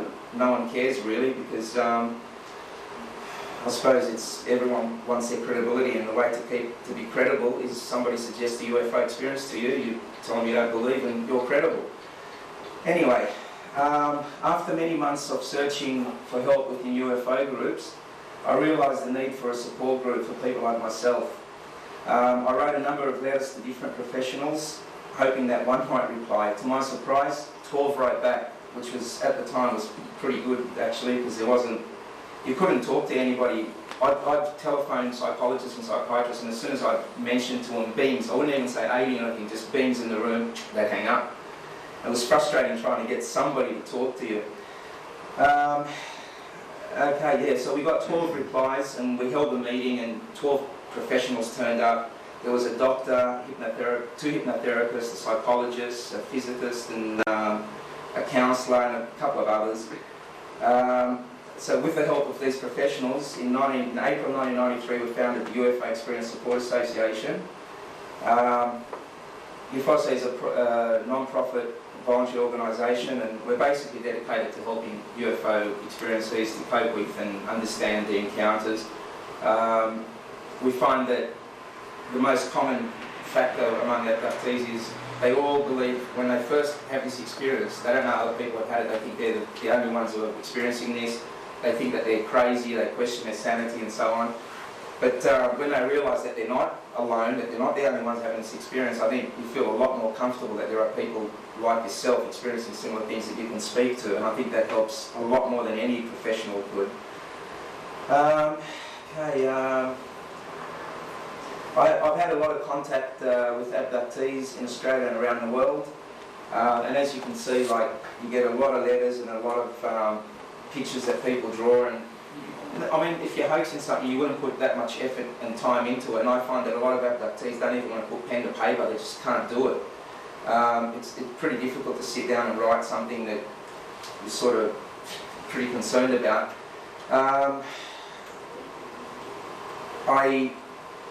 I've come across cases where, which you'll see in a minute, where even having the experience myself, somebody else tells me about their story and they describe the beams to me, and I just sit there and I wonder whether they're lying, whether they're crazy, whether they're telling the truth.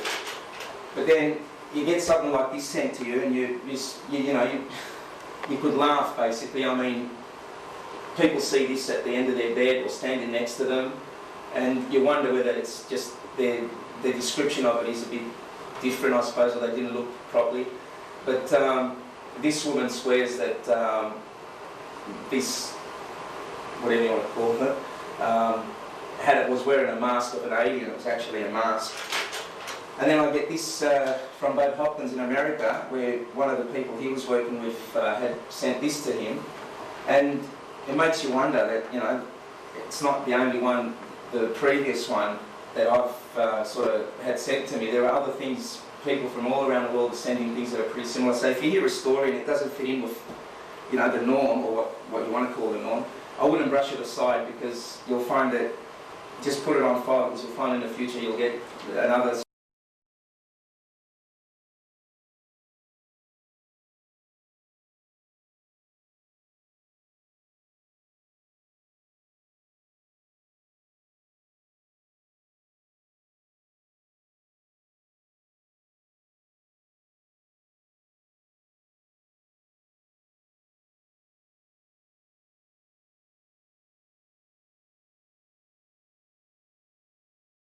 And she drew this and gave it to her mother, and she's over the week she started drawing all these pictures and things, and There's one slide that I haven't got here, but she describes going into the ship, and then she feels like there's a lot of wind, and then another door opens. They take her through that door, and then there's nothing. She can't feel any wind or anything. She couldn't feel any temperature or anything like that. It was just like there was no environment there.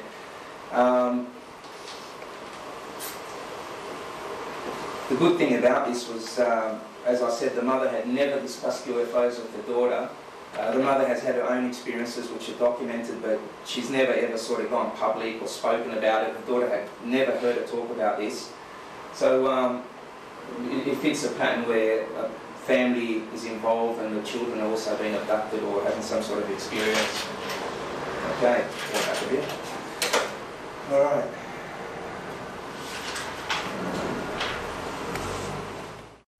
I've been fortunate enough to meet some incredible people, like yourselves. Some of whom I've become friends with, Mr. Chalker included.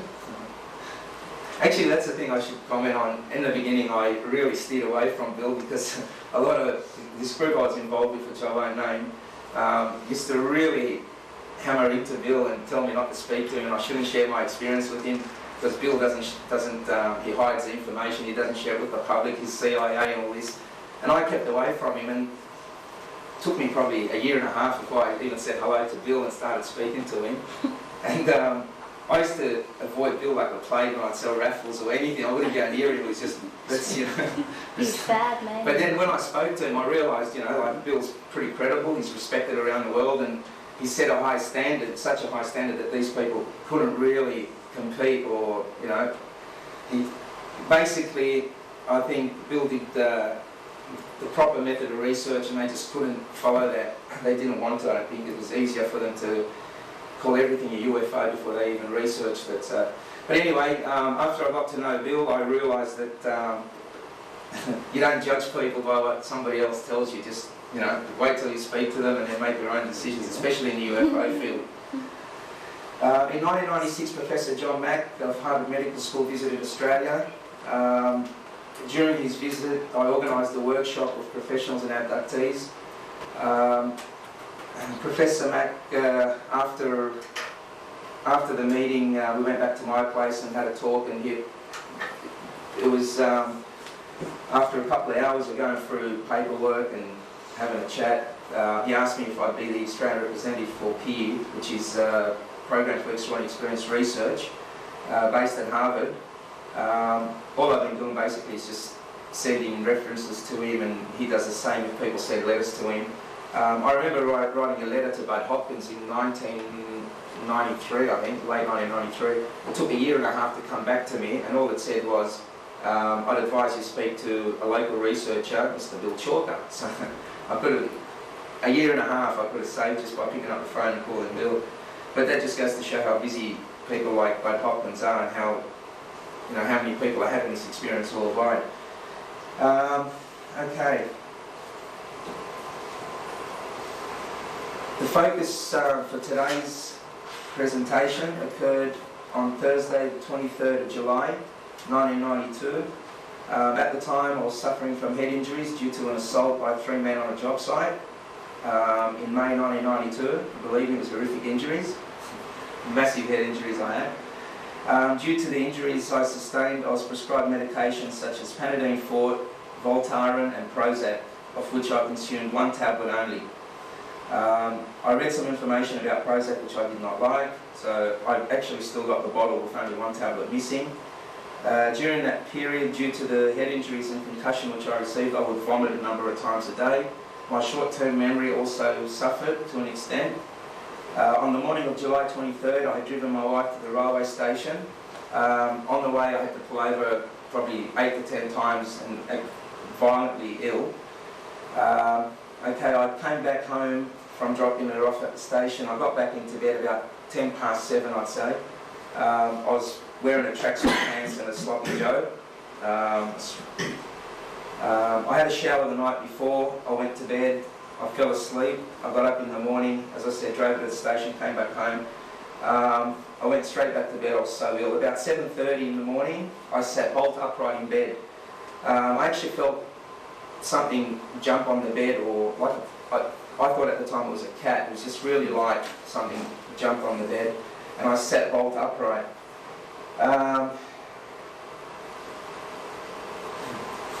I opened my eyes, I sat bolt upright and looked directly in front of me, and 2 foot away from me, straddling me basically, was this fellow. This is the first sketch that we put together. You can just imagine I'm lying there, she's on top of me. I sit bolt upright, and right in front of my face is this, there was a second female that sat to the right of the bed. She was basically just observing, just watching, and she was sitting exactly in that position. You can see from her features, she looks Chinese, Oriental anyway, and everything about her was human except for her eyes. There wasn't any, I couldn't see any white in the eyes, it was more like darker than anything. Okay. Imagine sitting up in your bed and coming face to face with something like that. I'll say it now, I've said it before, if I didn't have the DNA evidence, the scientific backup, there is no way I would go public with this case even now. I can understand, like Antonio Boas basically so long ago going public with an experience that he had that was a sexual nature. I can understand how hard it would have been for him.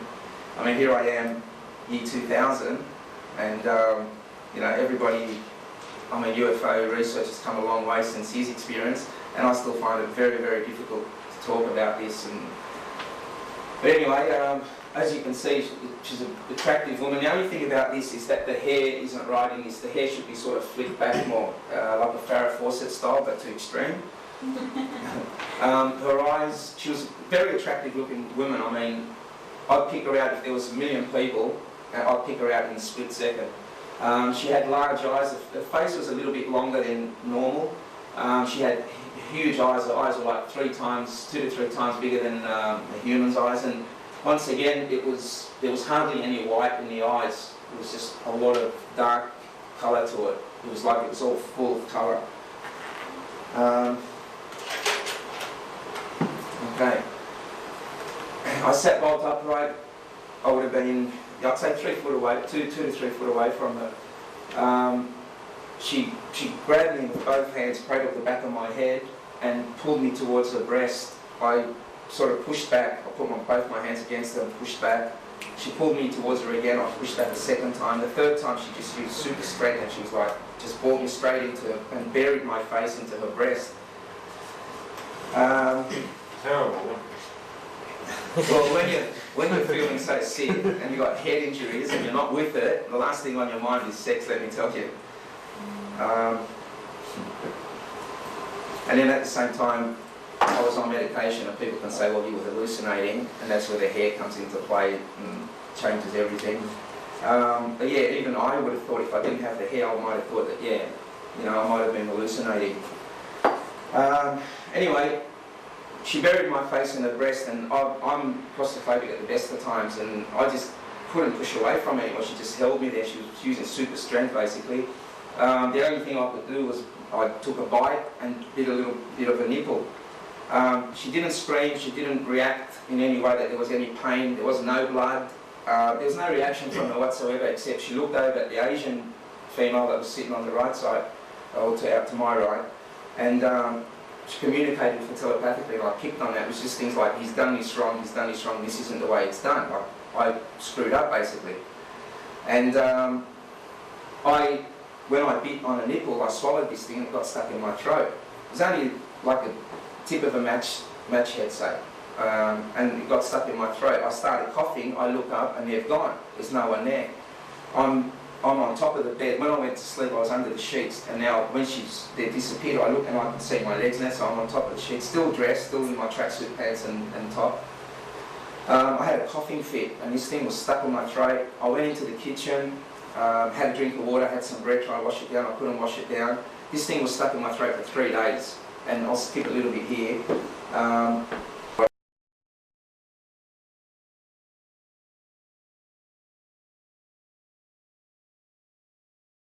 My wife came home that afternoon and I was coughing like, you wouldn't believe, just bad coughing fits, and she said to me like, can I have some cough mixture or something? I said to her, look, I'm not ready.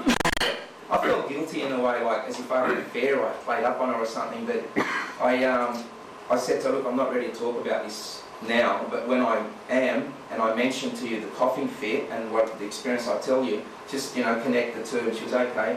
And I think it was about 2 weeks later that I actually built up enough courage or, guts to talk about it with her. It shocked me how understanding she was about it all. I mean, as she said to me at the time, it's not something that I have control over. So I think that was the way she dealt with it. But anyway, after I go into the kitchen and having a drink of water and trying to wash this thing down, I had the urge to go to the bathroom. So I go to the toilet and I felt like there was barbed wire or razors or something slashing my penis. I had a look and there was 2 hairs, one about 8 centimetres, one about 15 centimetres, and they were sort of curled and cutting into the skin. It was pretty painful. Even to remove them was pretty painful. I removed the hairs, I put them in a plastic bag, and I put them in the filing. I don't know why I didn't even put them in the fridge. I didn't even think. I just put them in the filing cabinet in my file.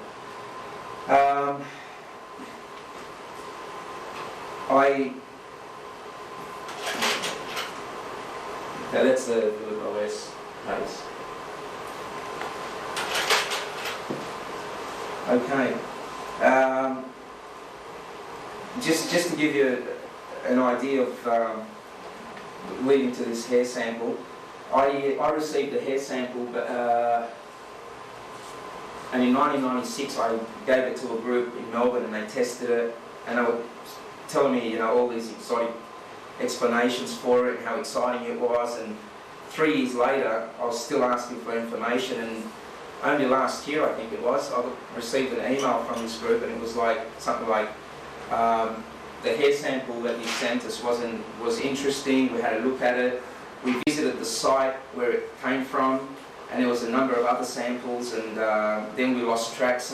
A lot of groups and individuals wanted to have a look at the hair and requested permission to look at the hair, but we couldn't track down the owners, so we didn't give permission. I'm thinking, I'm the owner of that sample in particular.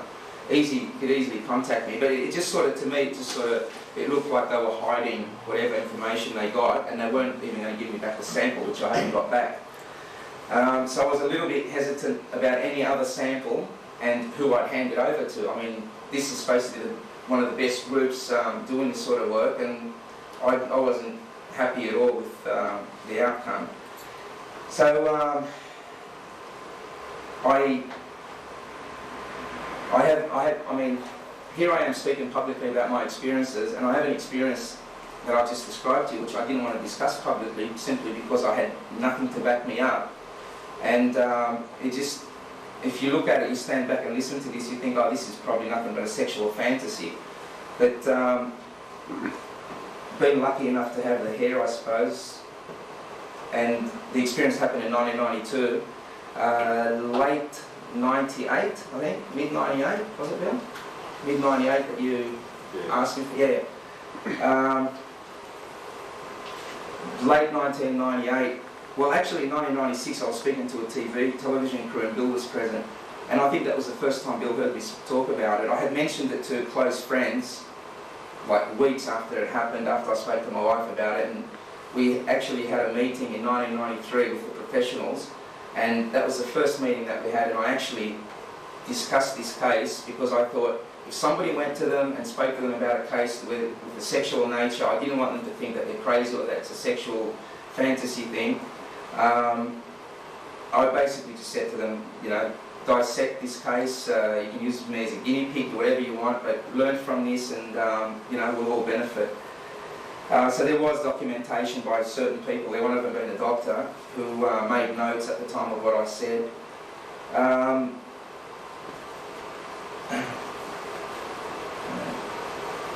Alright, so as far as I was concerned, I had an experience which I couldn't talk about, but I wanted to, but I had no backup for me to really sort of give me enough credibility, I'd say, to this. I mean, it's not that I didn't want to lose credibility by discussing this and not having backup for it. Anyway, 1998 comes along and Bill has contact with a number of scientists, and he called me one day and said, "Have you still got the sample?" And I said, "Oh yeah," but I wasn't too sure if I wanted to hand it over, because I thought, I've handed over one sample and I haven't got it back, and I didn't get back anything from it. There was no result, nothing, so I was a bit hesitant to do that. I'll just show you where this came from. This is the sort of creature it came from. It looks a bit like the Bellyville creatures, but a little bit more sort of horrific looking. And the hair was pretty cool. It was actually scary to look at, but it was very, very friendly. And it was around for about 3 months following these two girls, until one day it just went crazy and started throwing cassette cases on, breaking them, and a little girl was asleep in the bed, and this thing was looking through the window, and the girl screamed, so this thing started screaming, the dogs attacked it, and that's where the hair came from. There was chunks of hair all over the place in the morning. Oh, you can see it's similar to those. I'll come back to that in a minute. Okay, when eventually I decided, okay, I'll hand over the sample to Bill, I would have liked to have kept a little piece, but I didn't want to damage it in any way. I didn't want to cut anything off it. So I handed him both samples, and I hoped that, you know, I'd get a result somehow. It wasn't long actually, probably within 3 months, that Bill called me and said, "Oh, you know, it's interesting," and Bill was playing it down a lot actually. The scientists were pretty excited, and they were like going out with 5 theories, and Bill was trying, which is good. I actually like that he kept it pretty, kept the lid on everything. Yeah, because I mean, you can get carried away with something like this. You've got evidence that you can look at, and I can see other researchers really, you know, trying to plug this as the holy grail. But Bill kept a level head about it and kept me informed. This didn't really register with me until scientists came over and spoke to me and my wife and took blood samples off me, took hair samples, and I thought, whoa, this is getting done, you know, properly. They're doing proper research. And as results started to come out, I felt more confident to, you know, speak about this. And I mean, even after speaking to scientists and telling me that, yeah, it's very interesting and that, I really didn't know if I should go public with it. I was very hesitant at first, but when I realised how credible the people involved were and, you know, what qualifications they have, unfortunately they're not here to back us up with that, standing next to us saying, yes, we did the research and that, but hopefully one day they will. I just worked up enough courage, I suppose, to speak about it, and it's not very easy to speak about, you know, publicly. You mention your penis and things, sexual nature and that. It was difficult to try and do that originally, but I mean, it still is difficult. But anyway, I was more than impressed with the way it was handled and the people Bill's working with. I got to the point where I thought, I'm just going to step out of the UFO field for a while, and not step out, but just basically go quiet for a while, because I didn't want this case to get tainted in any way with politics or anything like that. So I invited everybody to get involved, and, you know, Bill's not even, you know, hogging the case and not letting anyone share it. It's basically made it available to everyone. All I can say, I mean, is I've had this experience. It's changed my life from the '88 experience, but then 1992, it just blew me away that I haven't experienced. I mean, all the time that I've been involved in UFO research, it's all been night-time cases. I mean, rarely you get footage of daylight stuff, but I never heard anybody, well, talk to me or send me letters or speak anywhere about an experience happening like 7 or 7:30 in the morning, until Bill brought to my attention a case in Australia, actually, of a lady that had an experience at 7:30 in the morning or something. So just because a case is sort of rare and it's not, you know, inconsistent with other cases, it doesn't mean that it's something to sort of push away. But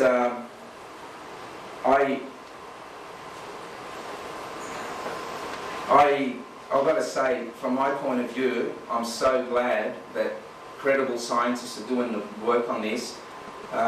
It'd be so sad to see a sample that I hung on to. See the camera. Yeah, it'd be a shame to have a sample, so, you know, a pretty important sample go to waste like this other one did. And that's why I really have a lot of faith in Bill and his work.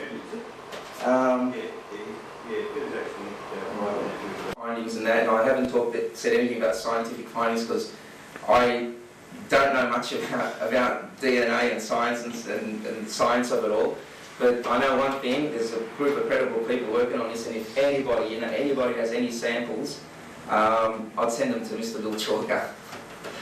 Yeah, thanks a lot.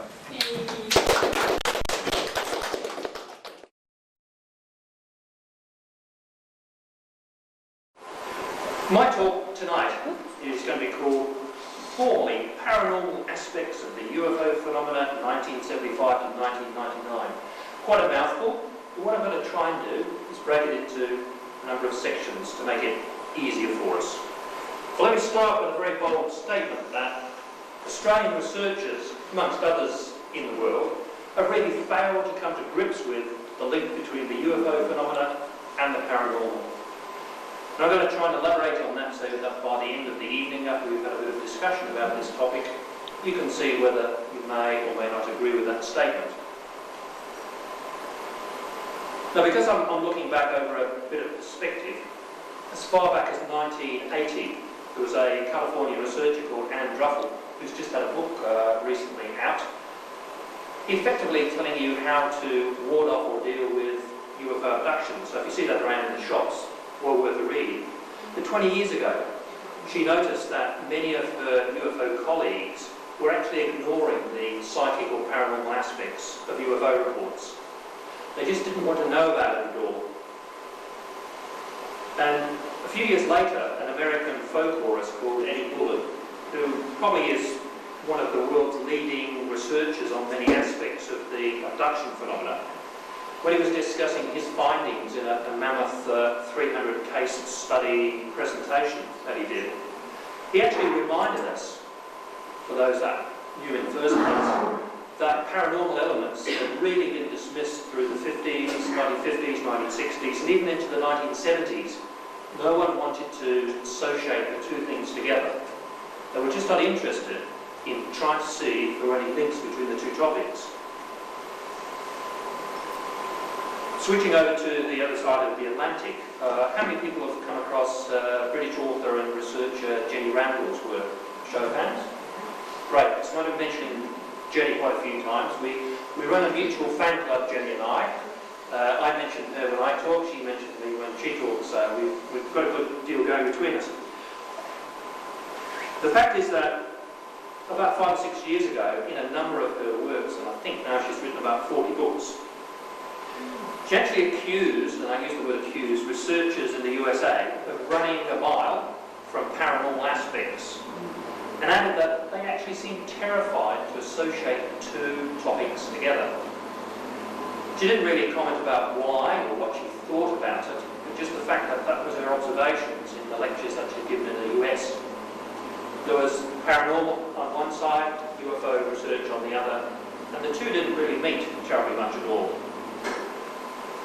And so that's gone on over time. And here in Australia, apart from Victorian researcher Mark Moravec and Simon Harvey Wilson in WA, and myself, there's probably very few people who've published or even looked at in depth this area.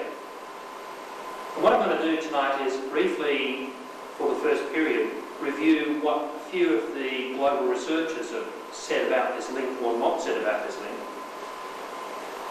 And I thought, being as we want to get people involved in some interactive discussion about the topic, is I really need to talk at you for a little while to give you some perspective, to get questions rolling in your minds, to get a bit of dialogue going about that. So I'll talk for a little while about the historical perspective, take a break, have a look at a few areas of interest to us, a few questions, then have a look at some Australian cases that I've personally looked into, and give us a bit of a discussion based on a few things that come out there, and then look at some research findings, some sort of more formal research work that's been done, and look at what might happen in future. So, a little bit of a talk out bit of a break and take it in easy segments to get us through the time. So the first section is a historical overview. The first name on the screen should be really somebody that you've heard of. And we're looking back at 1975, so we're going back almost a quarter of a century now, when French-born UFO researcher Jacques Vallée, who's had a really enormous influence on the field of ufology, wrote a book titled The Invisible College. And the book was, the title was a reference to the fact that he had a number of scientists who were interested in looking at UFOs, but they kept themselves in the background. They didn't really want their peers to know they were interested in the topic. And at this point in his life, and Jacques Vallée moved from France to California and did a lot of his research work in both countries. At this point in his life, he came to believe that the UFO phenomena really was two things. One, that it was a physical object, and yet another aspect of it suggested it was a window into another reality. So he came to a belief system that there were two things that you really needed to look at. And when he was looking at theories to explain the UFO phenomena, he came to think that you couldn't put a theory forward to explain the phenomena unless it actually accounted for the reported psychic effects that came with it. He didn't want to try and explain just one aspect of it. He thought because psychic aspects and psychic reports and psychic experiences came with UFOs, you really did have to look at the whole thing together. You couldn't just take the bit that you liked, you wanted to sweep the rest under the carpet. And one of the things he came to realise was that nobody was talking about the frequency with which psychic aspects in reports came up. And a quote from him was that in recent years, and here he's talking 25 years back, that reports of paranormal events in connection with UFO close encounters had really become the rule rather than the exception. He found psychic experiences, particularly with close encounter cases, with just about everyone he talked to. If you knew the right questions to ask, you could find this out. So really 25 years ago, the leading thinker on the subject, and Jacques Vallée, I think, retired from the field a few years ago, he expressed a belief that you really needed to build a bridge between the data that were coming from parapsychologists and the information that UFO researchers were gathering, and that you really did need to look at both things together.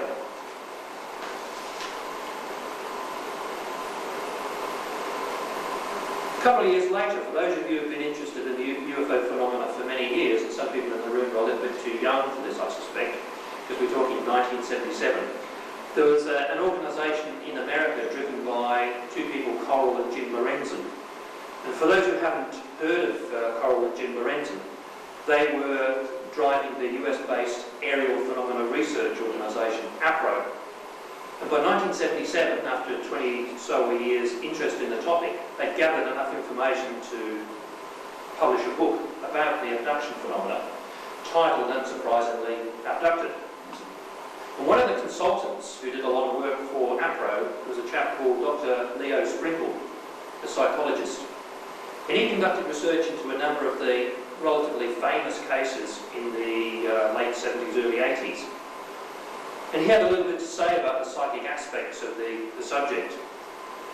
And he said that in some close encounter cases, witnesses appeared to gain heightened extrasensory perception after their experiences.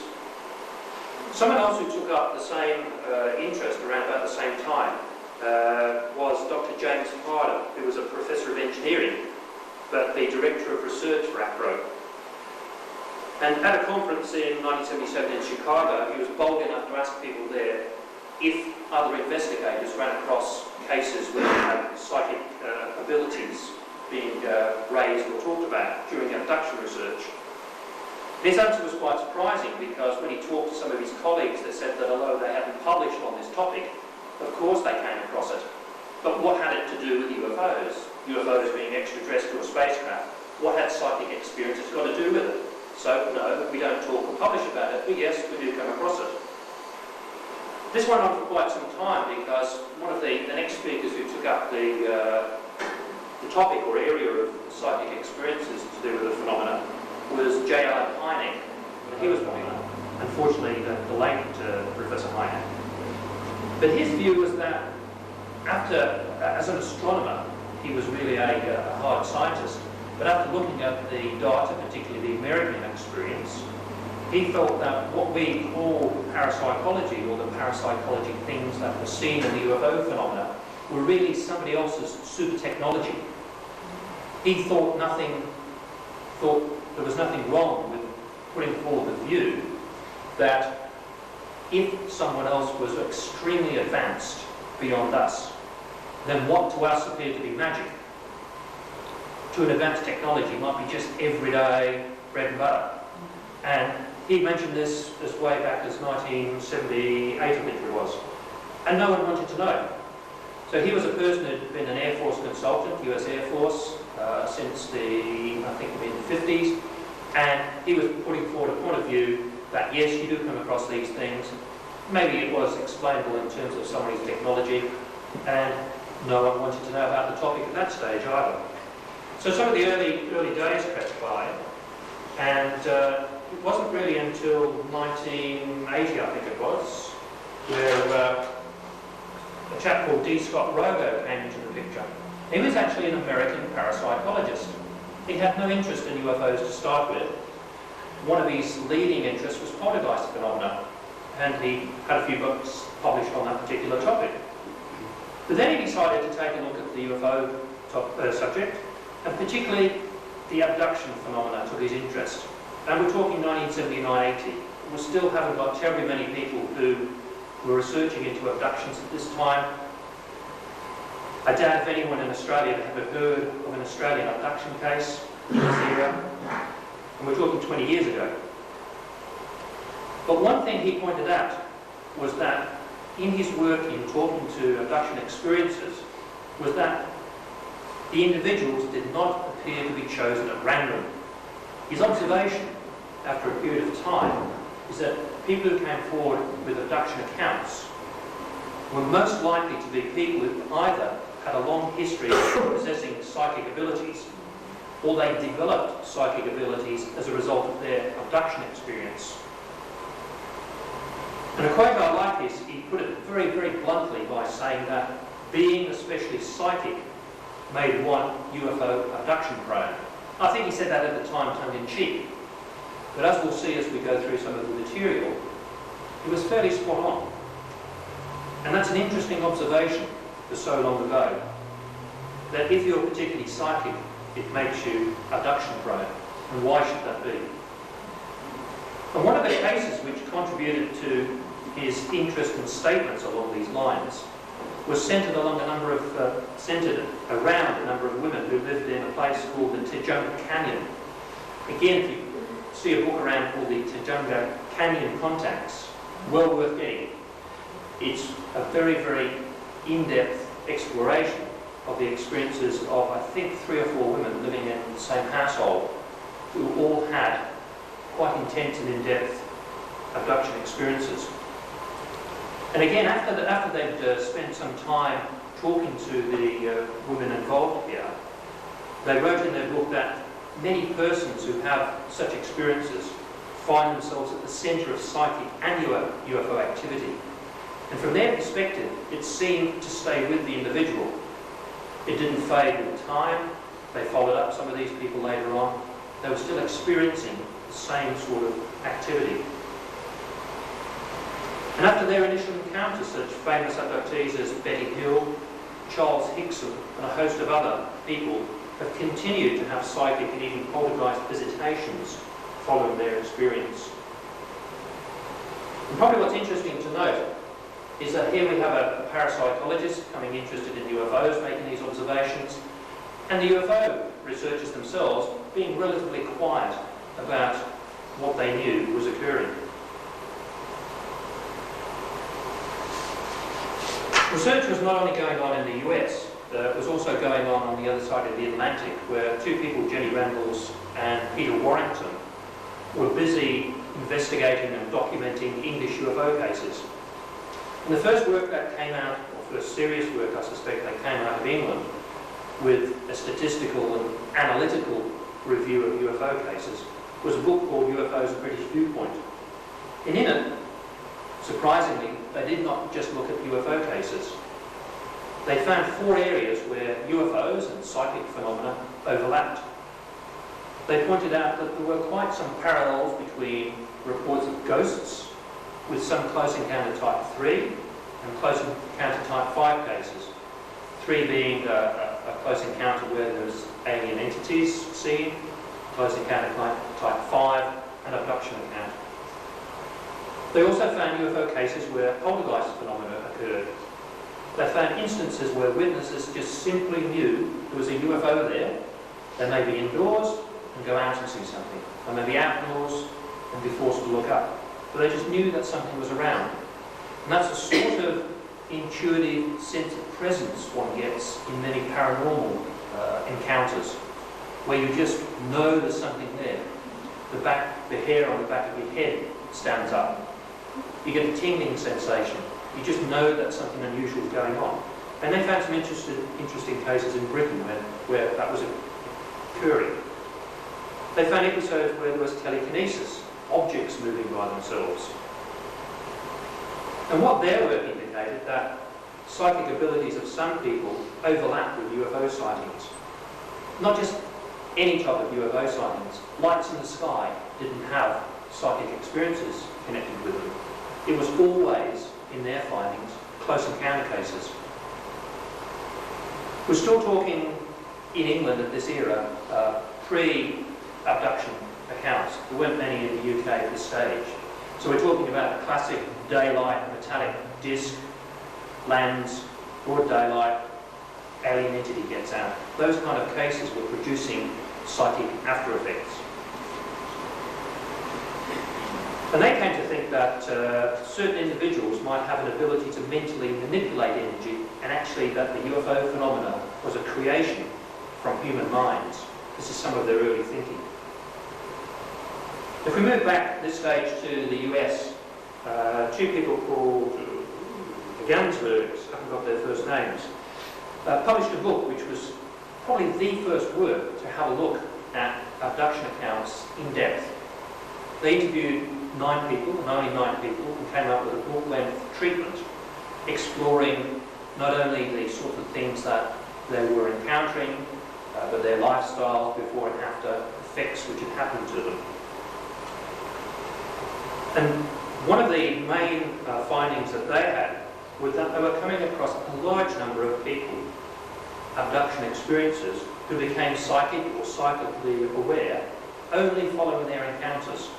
And they're probably the first people to point out in such an in-depth study that they found this with just about everyone they talked to. They didn't pick people and go and interview them because they had psychic experiences connected with their UFO encounters. They were merely talking to abduction experiences, and in doing so, found out a host of paranormal aspects to their cases. And one of the most interesting ones that popped out at that stage was a chap called Carl Higben. And he had two medical conditions. He was suffering from gout, and he was suffering from tuberculosis, TB. And after his abduction encounter, both those conditions just miraculously went away. Here was a case which, if you encountered it outside the UFO phenomena, would come down to paranormal healing. And yet, here was an instance where this had happened very shortly after an abduction encounter, a single episode. I mean, no one literally knew what to make of that. And I guess that these sort of things are buried in the literature. You won't come across them very often.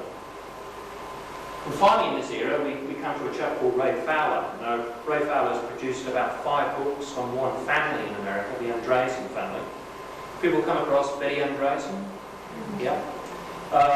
Probably the most well-known case after Betty and Barney Hill, I suspect, because of the number of books that have been published on the one family, and because of Ray Fowler's determination to publish all aspects of the things that had happened to them. I'll mention them a little later because a whole host of things came out of Ray Fowler's work with the Andreessen family. Finally, we come to Australia. It was about 1981 when Mark Moravec produced an excellent combination of close to 90 Australian cases where he found there were elements of both the paranormal and UFO phenomena. The sort of thing he found is, in many cases, there were reports of mental communications between the person who saw a UFO and what they believed to be the occupants of the object. There were lots and lots of poltergeists being reported, lots of apparitions, and Mark actually found a substantial number of cases where there were healings of various kinds. And it was around about the same time, after Mark was looking at Australian events, that Ray Fowler's second book came out. And he actually devoted an entire chapter to the psychic experiences of the Andreessen family. And Ray Fowler started off as a nuts and bolts person. He said categorically, UFOs are extraterrestrial. There is no other explanation for what I found out. However, after his work with the Andreessen family, he came to think that there had to be something more than just the hard physical elements to the UFO phenomenon. And he came to accept that there had to be some kind of psychic component to this. And this becomes a theme time after time. People who start off looking at the hard physical evidence side of the phenomena, looking only at that aspect, come to realise that there are lots and lots of bits and pieces to it apart from that side, apart from chasing physical evidence.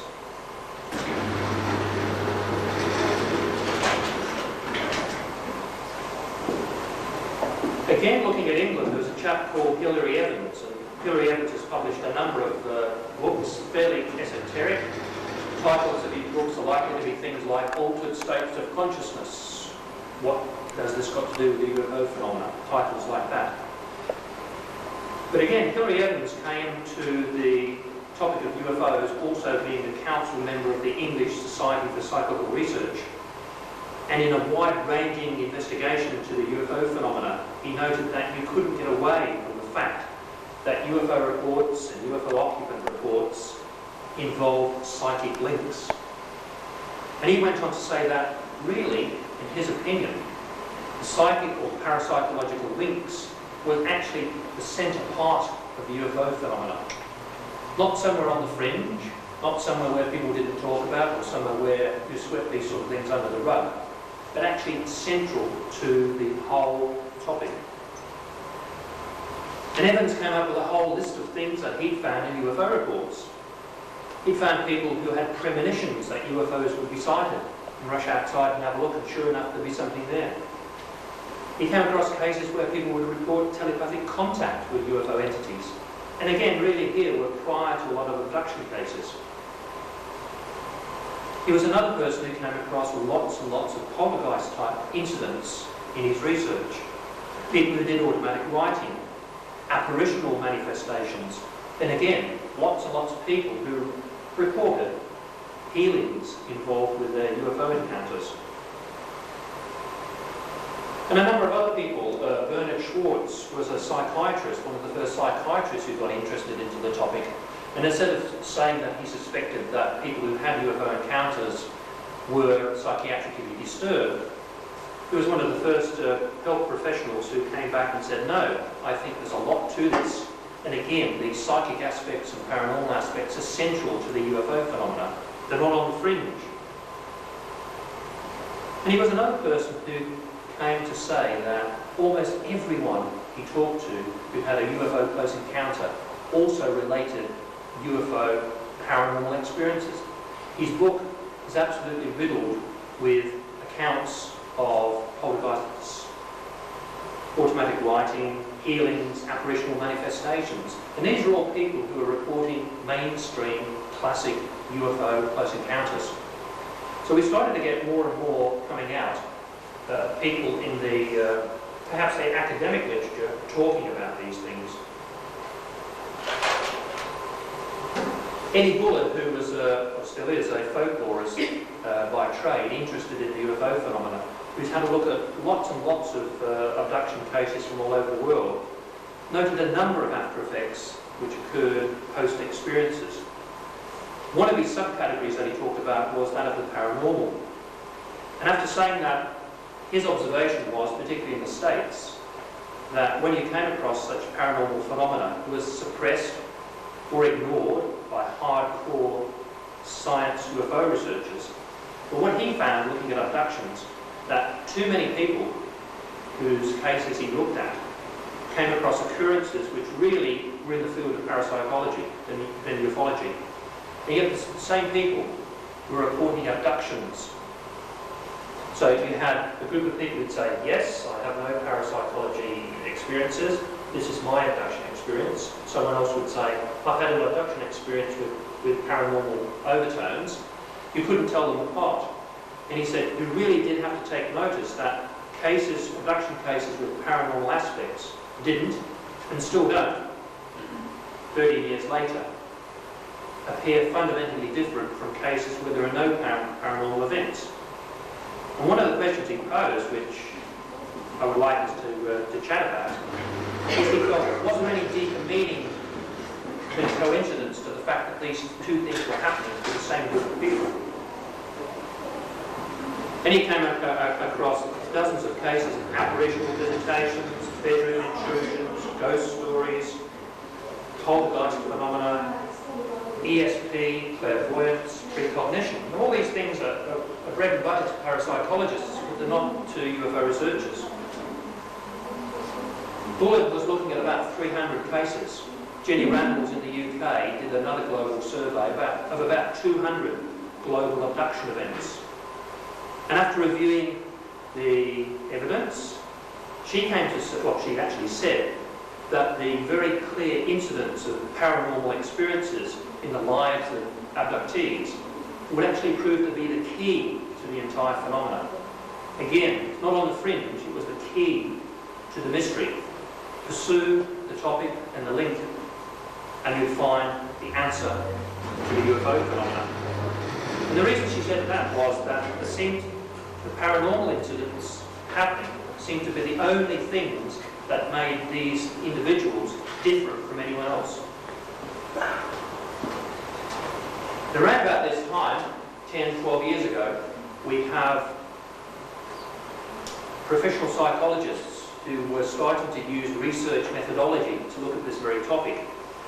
A chap called Professor Kenneth Ring, who was mainly interested to start with in near-death experiences, got very interested in UFO abduction accounts. And he, together with an associate called Christopher Rosing, conducted a project called the Omega Project. And he took the true scientific method. He got a battery of questionnaires as his methodology. He applied them to groups of people who were talking about UFO experiences, another group of people who talked about near-death experiences, and two control groups who had no such experiences. And he ran a really big program which took about 2 years to do all the research work on, and then he published his findings.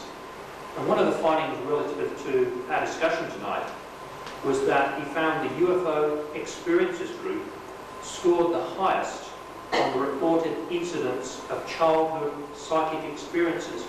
That is, he came to the conclusion that an individual who, as an adult, reports UFOs is more likely to have had a childhood history of psychic episodes than someone who never has reported a UFO.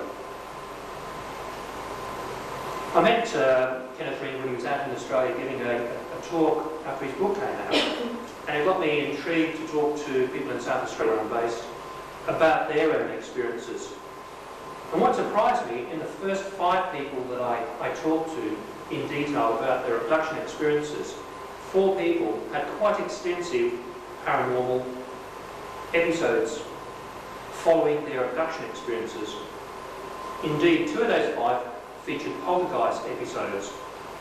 Now, to give you some idea, because that's a pretty rare phenomenon in the paranormal, to give you some idea of the number of people who report these things, in the average population, about 3 people out of 100 will at some time during their life say they have come across poltergeist experiences around themselves. So that's 3 in 100. And here was I finding 2 out of 5 people who'd had poltergeist experiences. And the more that I talked to people, the more I found that the incidence of that sort of paranormal happening is probably something closer to 70 or 80, 7 or 8 out of 10 people who have abduction experiences will, around about the time of their abduction experiences, have some of these very, very rare poltergeist type paranormal episodes. Ray Fowler is also at his third book at this stage on the Andreessen family, and he came out with an enormous list of paranormal episodes that he had found from that family.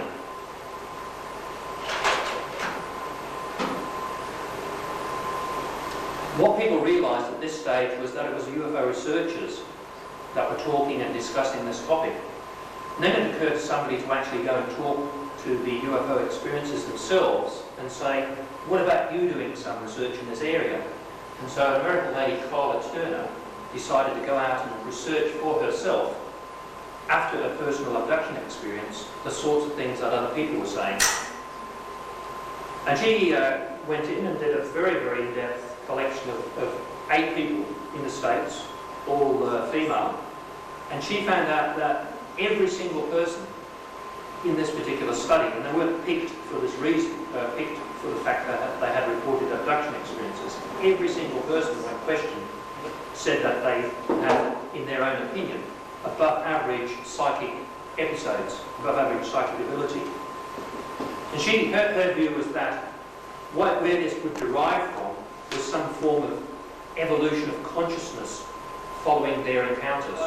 So that's what she thought. She formed the opinion that the encounter had some way stimulated the consciousness of these ladies, and it was leading them on an evolutionary or transpersonal journey from the experience to who knows where. What was interesting at this stage is that Bud Hopkins, who probably is the most well-known person in the world who has published in the UFO abduction arena, starting with his work Intruders, who detailed the story of a lady called Kathy Davis, who's a pseudonym. Her real name is Debbie Jordan, and she has published under that name. His best-selling work contained no reference at all to paranormal experiences in conjunction with abductions. And yet very shortly after, when Debbie Jordan came forward and published her book herself, her book was absolutely full of lifelong generation-style psychic experiences. For some reason, Bud Hopkins, for reasons best known to himself, had screened all of these and decided that the paranormal episodes did not sit well with the UFO abduction experiences and merely reported on one aspect. And nowhere in Bud's work will you find mention of the fact that most of the people he talks to have had some form of paranormal experiences. And the family, the Jordan family, their list of things would read like a classic Stephen King novel. Drops of water falling from the ceiling, names being called by invisible entities, poltergeists, apparitions, healings, you name it. The family went through it. So intertwined between the UFO encounters was a whole history of paranormal phenomena. In 1994, we had a conference which was held in Boston at MIT, the Massachusetts Institute of Technology. And a couple of millionaires decided to get 100 people from around the world for 5 days and lock them in a room and talk non-stop for about 15 hours a day about the abduction experience. And the people invited were researchers from various countries, lots and lots of health professionals, UFO researchers, a couple of people from the media, people like John Mack. I was invited to go from here, and we literally sat down and brainstormed the entire UFO abduction phenomena. And on about day 3, 45 hours into the presentations, I suddenly realised that no one had talked about paranormal episodes or paranormal experiences. It just didn't seem to be going to be on the agenda of such a group, and I couldn't resist the opportunity of posing the question to this group whether or not they had encountered paranormal episodes from abduction experiences. There's a bit of stunned silence because you're not supposed to talk about the two topics together, I found over a period of time. It's just not on. But a few people were bold enough to get up. And people said, yes, I've noticed it. There's a consistent thread in all the people I've interviewed. Another person said, yeah, I noticed what I would regard as a much higher percentage of psychic experiences than I would expect. Someone else got up and said, yes, I confirm that's also been my experience in working with abductees. I've noticed this kind of ability seems to heighten tremendously after an encounter. And a very well-known abduction researcher, whose name I won't mention, got up and said, yeah, I'll certainly agree. There's been a multitude of paranormal effects, psychic experiences, poltergeists, microwaves. Had this person ever mentioned this in any of their work? And the answer was no. So in a closed session, fortunately this got into the proceedings, but in a closed session, my fellow colleagues were quite willing to admit that they had come across lots and lots of instances where this was occurring. And the question that nobody was wanting to answer was the fact that there had to therefore be some link. What was that link? And no one was willing to put the time into researching it. So this was 1994, 6 years ago. Jenny Randles was there from the UK. As I said, we have a mutual fan club going, so she got up and talked about paranormal experiences in the UK, which was very nice to get supported. And in her estimation, she reckoned that about 50% of the people she talked to, who when you got to know them and they were willing to open up about more intimate details of their experiences, would come across and say they have certainly had lots of paranormal experiences. And interestingly, time and time again, this business of poltergeist phenomena, which are a classic paranormal thing, nothing to do with UFOs, one is told, keeps coming up. A person will have an abduction experience. Within a few hours, there'll be an outburst of rappings, voice calling, things moving around, things disappearing, things appearing. All of which are classic paranormal episodes. And Jenny came to think that, again, as per her earlier comments, that this was really the key to the UFO phenomena. It's what made abductees different from other people. They not only had UFO encounters, but as children they grew up in life immersed within a sea of supernatural happenings. One of her most famous quotes is, "It was if the paranormal was the day-to-day life for some people. They didn't know anything else. When they talked about it, they found it quite peculiar that other people were not living in the same pattern." And then as adults, they came to UFO close encounters. Now, John Mack, 1994 again, 94 was a very good vintage for people starting to talk about this particular thing. John Mack presented in his book Abduction the work of a Brazilian researcher. See, unfortunately, most of the stuff that I was able to find comes from either the US or the UK. Very little in the European literature I could find, very little in the Brazilian literature. But the Brazilian researcher, who was a psychologist named Gilda Moura, said, yeah, I come across it the whole time. I come across the fact that this is quite normal for abduction experiences in Brazil to have telepathic abilities, clairvoyance, visions, the receiving of messages, normally things you'd associate with the paranormal.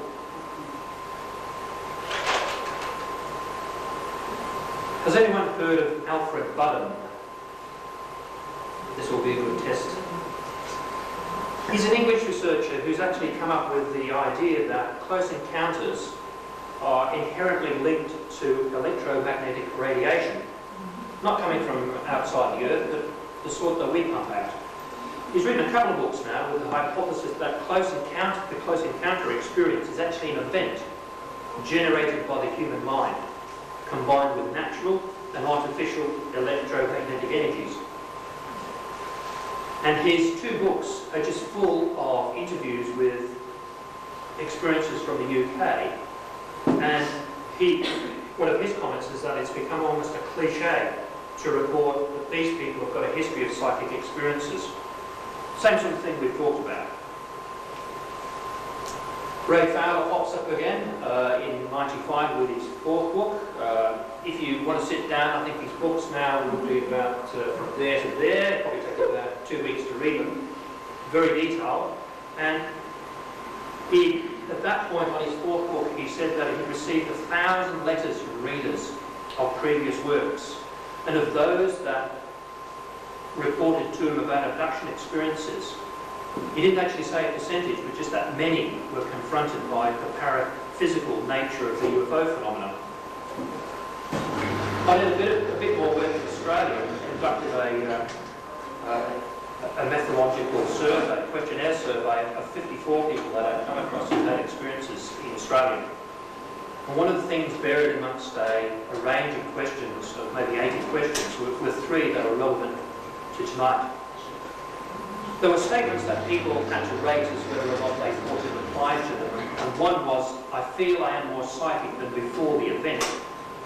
And an amazing 89%, almost 9 out of 10 people agreed with that statement. To the statement that I feel I can heal other people, almost 1/3 said, yes, that's true of me since my abduction experience. And almost 6 out of 10 said that, yes, I agree with the statement that since my abduction experience, I feel that I've become telepathic. Quite high percentages compared to what you'd expect to find from interviewing the average person.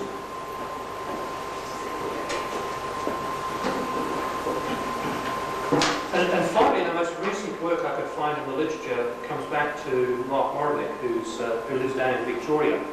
And in volume 6 of an English journal, a fairly scholarly one called the 14 Studies, Mark had produced an update of his work of almost 20 years ago, looking at Australian cases.